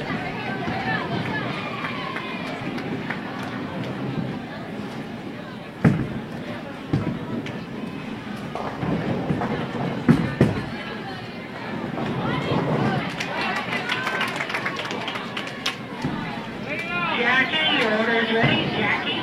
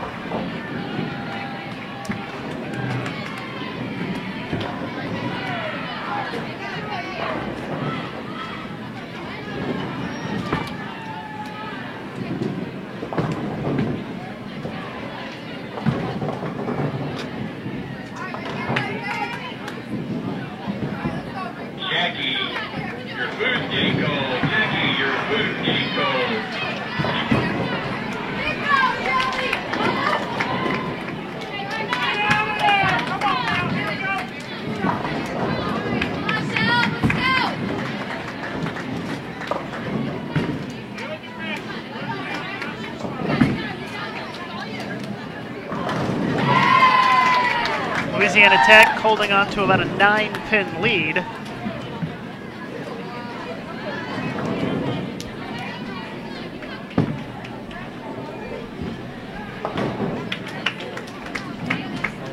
Wrap up game 1 in that match.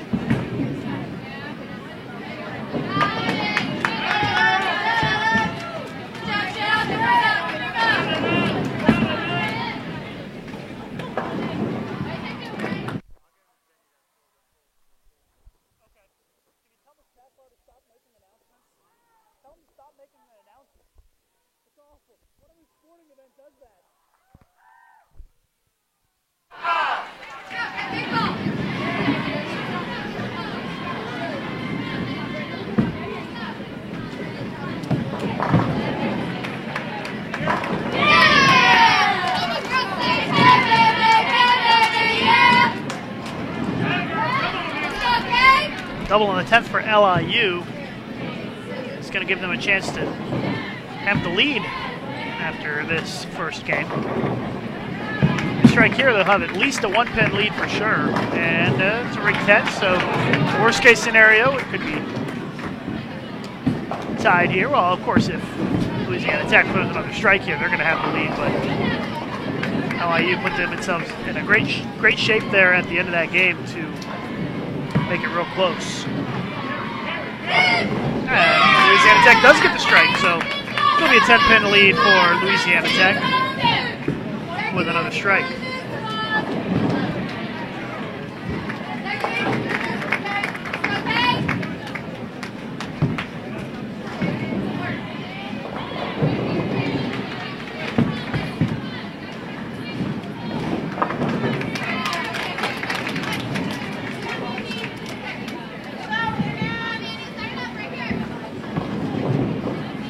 Fill ball coming up for Louisiana Tech. We're tied right now, but they're going to break that tie with a fill ball here.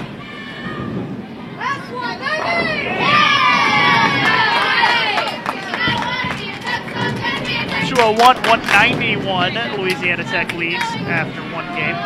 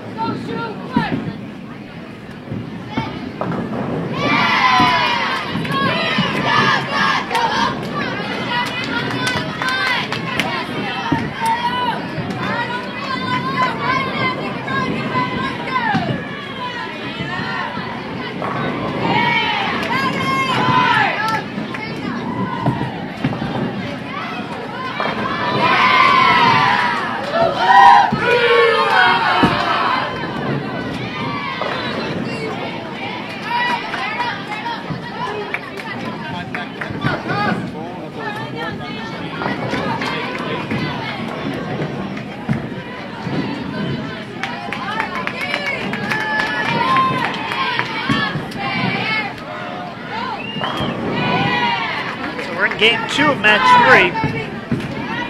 We approach the halfway point of the day, which will be a break. LIU Brooklyn with 3 in a row.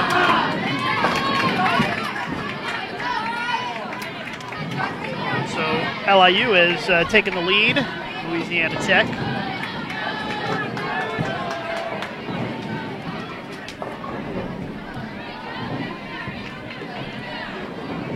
Both matches still pretty close.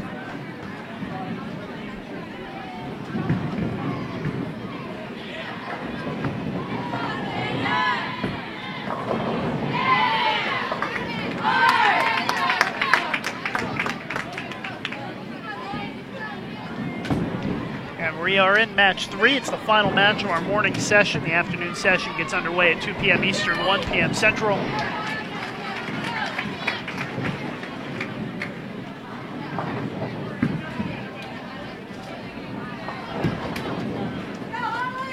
So there will be a little bit of a break.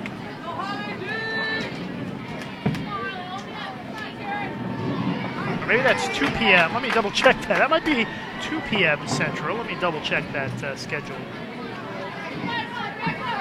2 seems to make more sense to me because they've got have time to eat and then they have their full 30 minutes of practice. So let me double check that.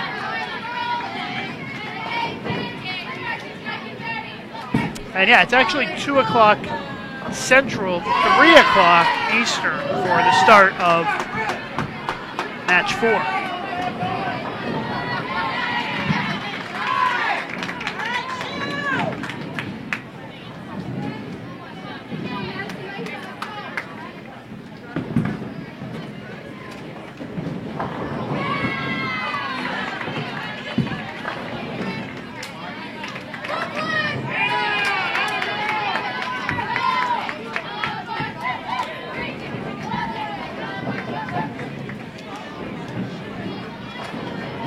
Sacred Heart has strung together 4 strikes in a row. They are extending the lead. Oh, and there's another one as the 4 goes late. 5 in a row for Sacred Heart.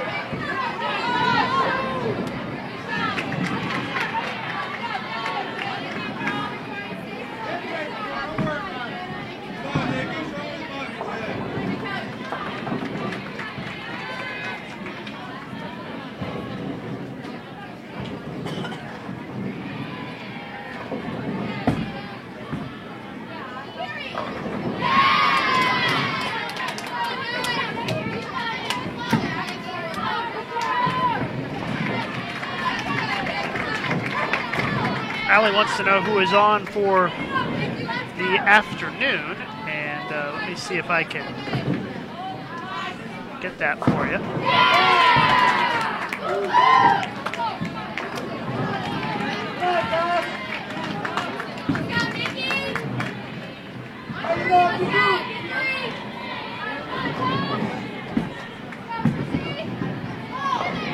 There you go, posted that in the chat for you. More matches 4, 5, and 6 this afternoon. Who's going to be on the featured pairs or who I expect to see.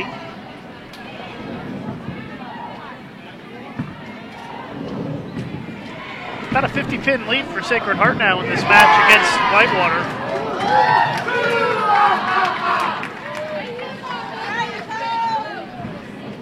LIU with a double.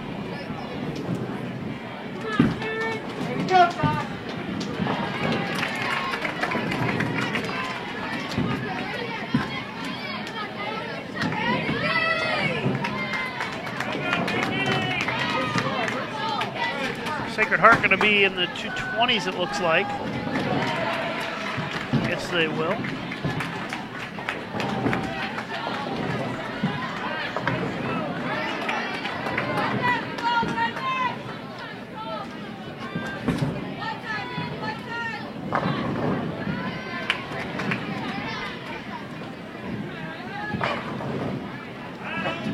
And again, it is 4 games total pinfall to determine the winner of the match, so Whitewater not out of it, but they're going to be in a big hole going into Game 3.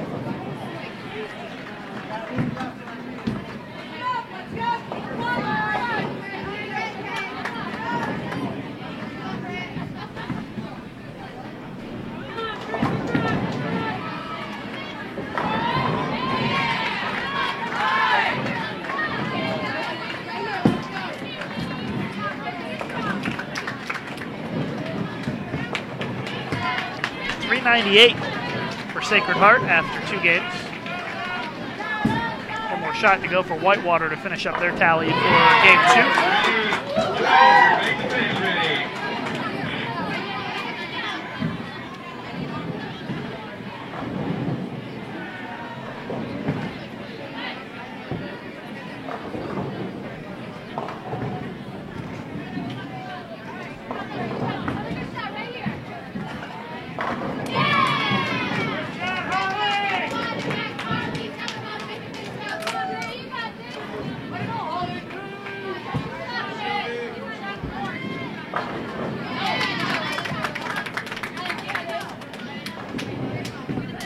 183 for Whitewater.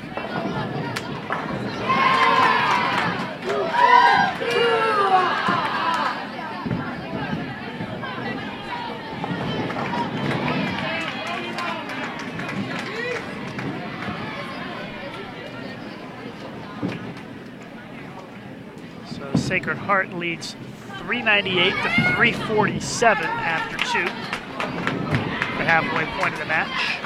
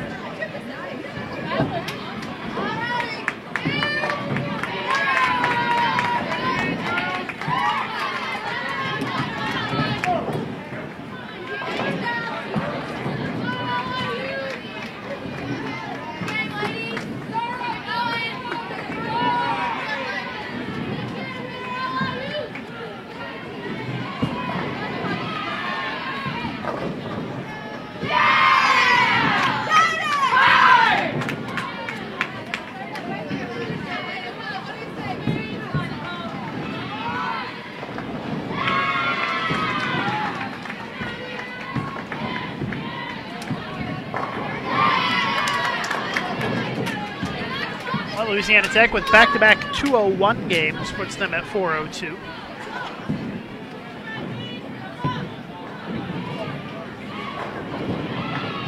And they have a 12-pin lead as LIU sits at 390.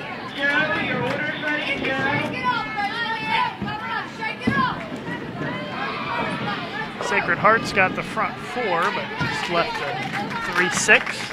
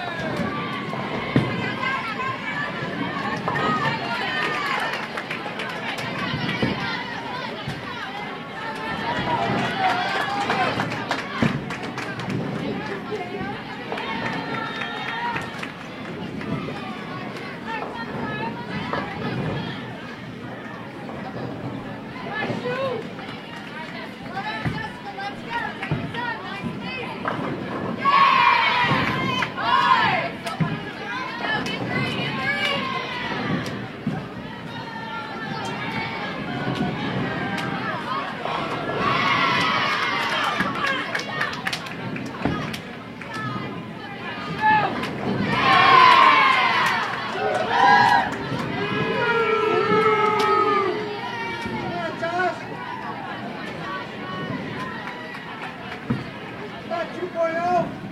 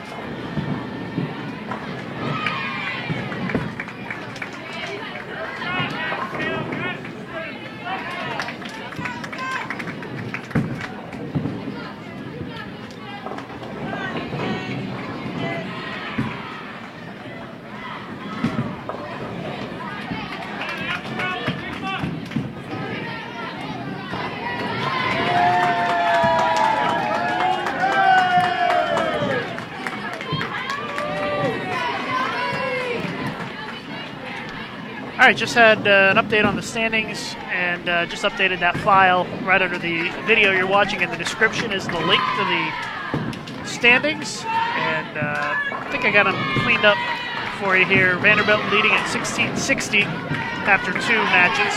Arkansas State at 16-21. Wisconsin Whitewater in third at 15-93. McKendree in fourth at 15-85.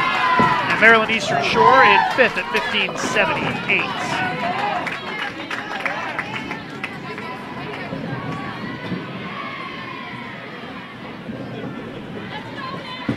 And we are in our final match of the morning session, the afternoon session.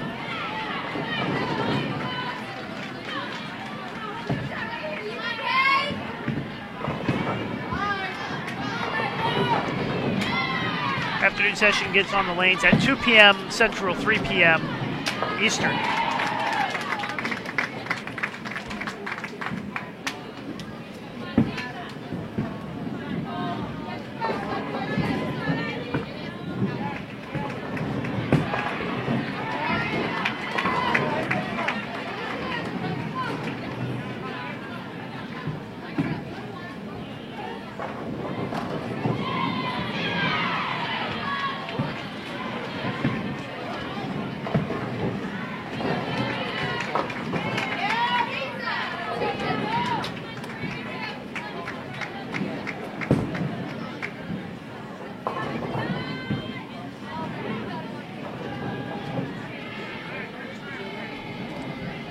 .168 for Wisconsin Whitewater.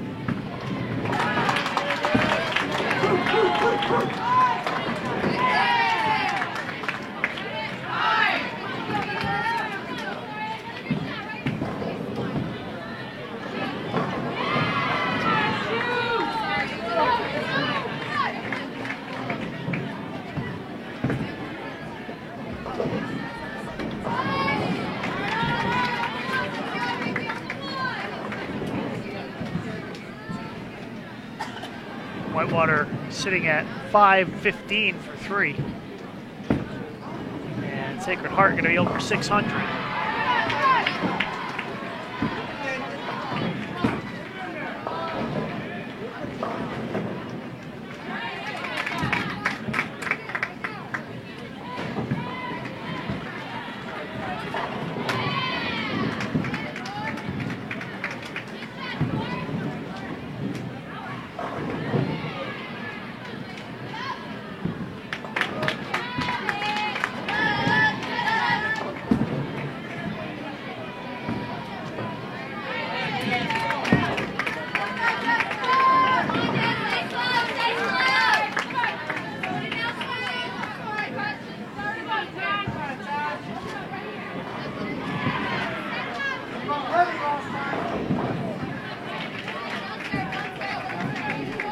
So not quite a 100-pin lead for Sacred Heart. 6-12 to 5-15 with a game to go.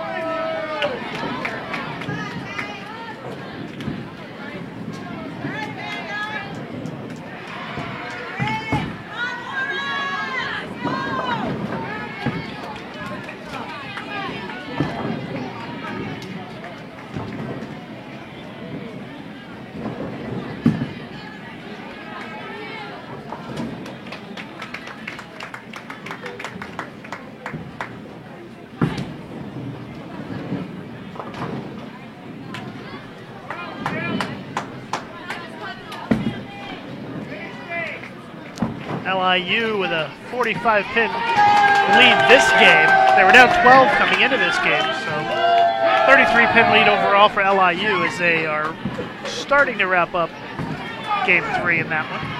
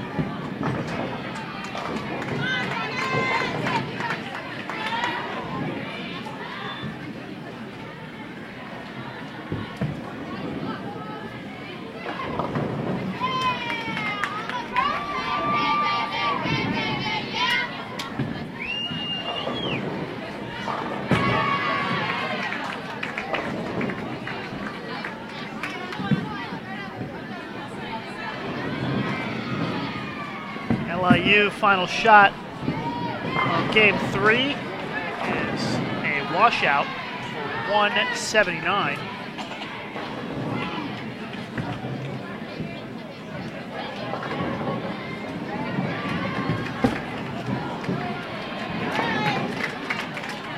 Puts them at 569 for 3. Louisiana Tech still finishing up here in game 3.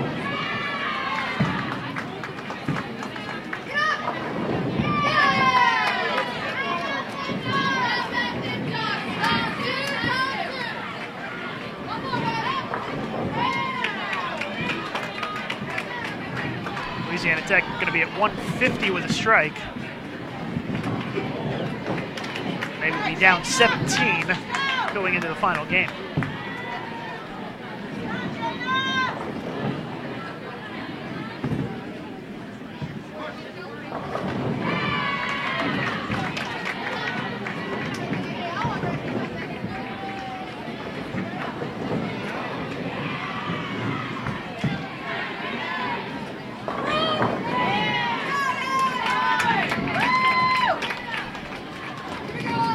149 for Louisiana Tech. Puts them at 551.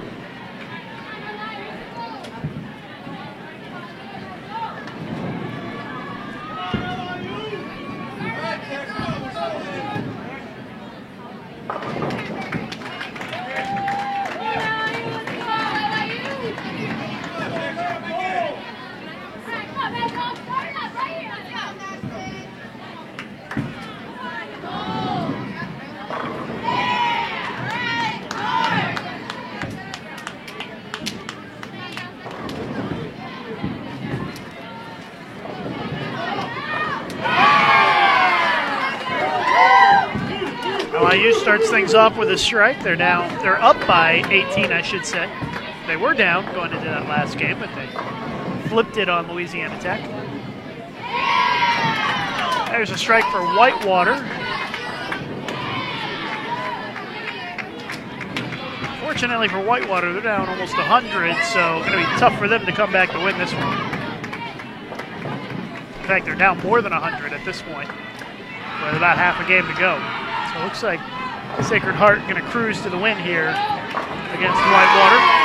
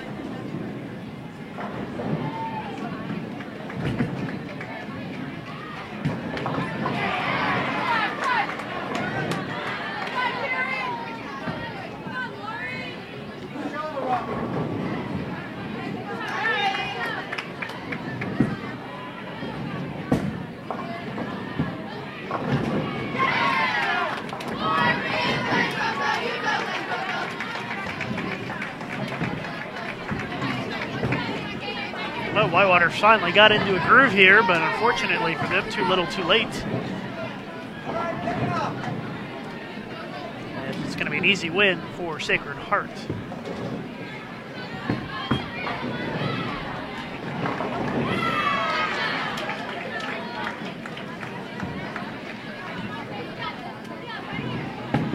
This is our last match, our last game, I should say.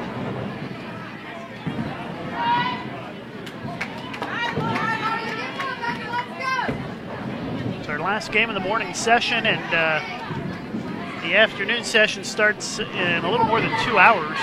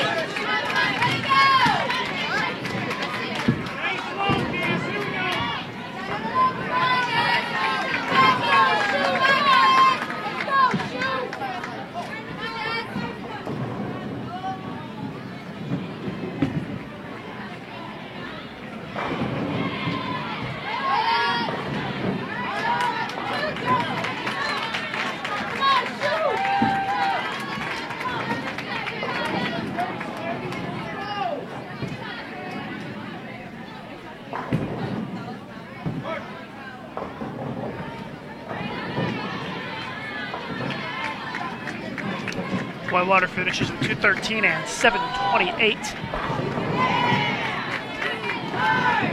Sacred Heart definitely going to win the match by a considerable margin, just waiting on their final score.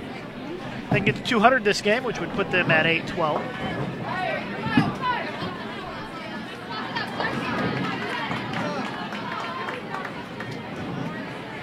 Allie, your cheese sticks are ready. Allie, your cheese sticks are ready.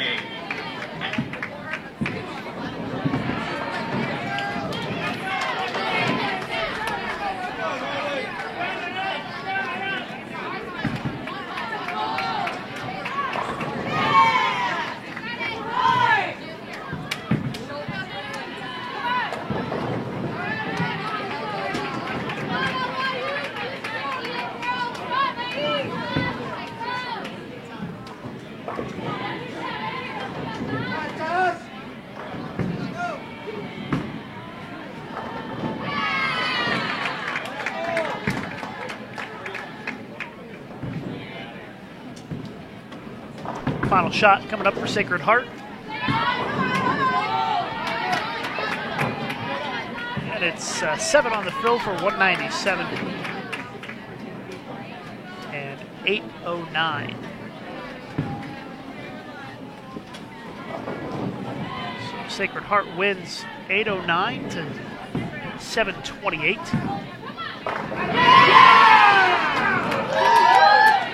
LIU Brooklyn with a strike in the 8th frame.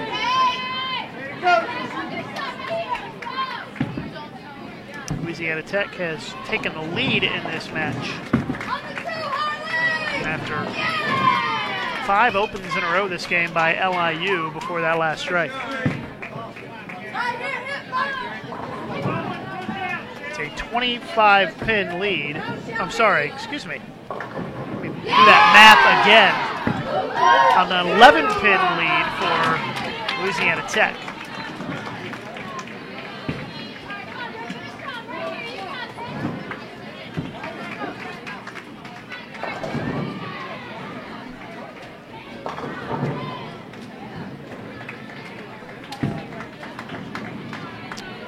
That 11-pin lead just became 1 for Louisiana Tech after the strike by LIU.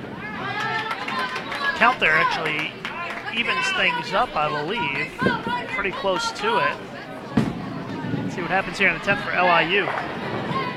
Oh, the 10 goes, or sorry, the 7 goes for the strike. 3 in a row.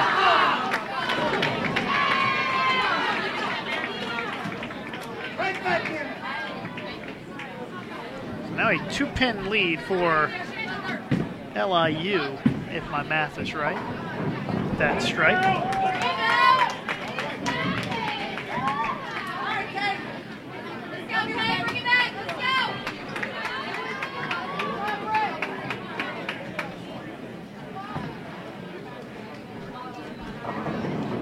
LIU Brooklyn can shut out Louisiana Tech if they strike out here in the 10th.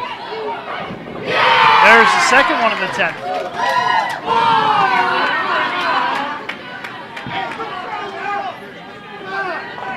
So LIU, I believe, needs, let's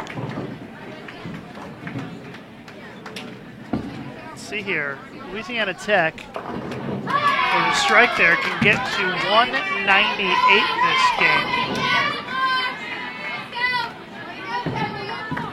LIU Brooklyn looking at 182.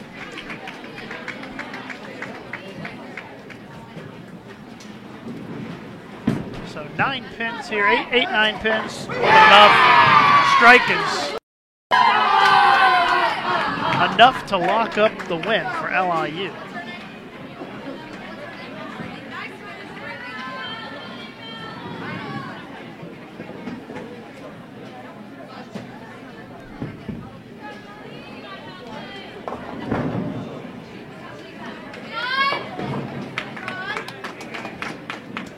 So 7:51 for LIU Brooklyn.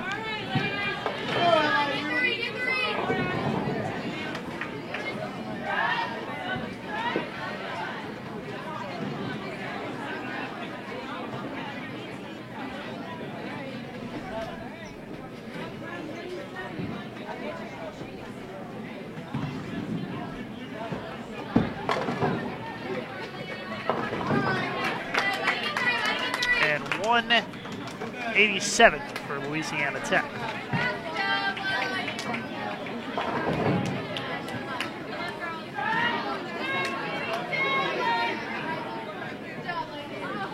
Ends up being a 13-pin win for LIU Brooklyn, 751 to 738. So that wraps up our morning session. About 2 hours from now is we'll be back on the air with the start of the afternoon session here on Bowl TV. 3 more matches coming up this afternoon, again, in about 2 hours. So we will sign off for now, but we will be back with you in just a couple hours here on Bowl TV with 3 more matches to wrap up the day. See you then.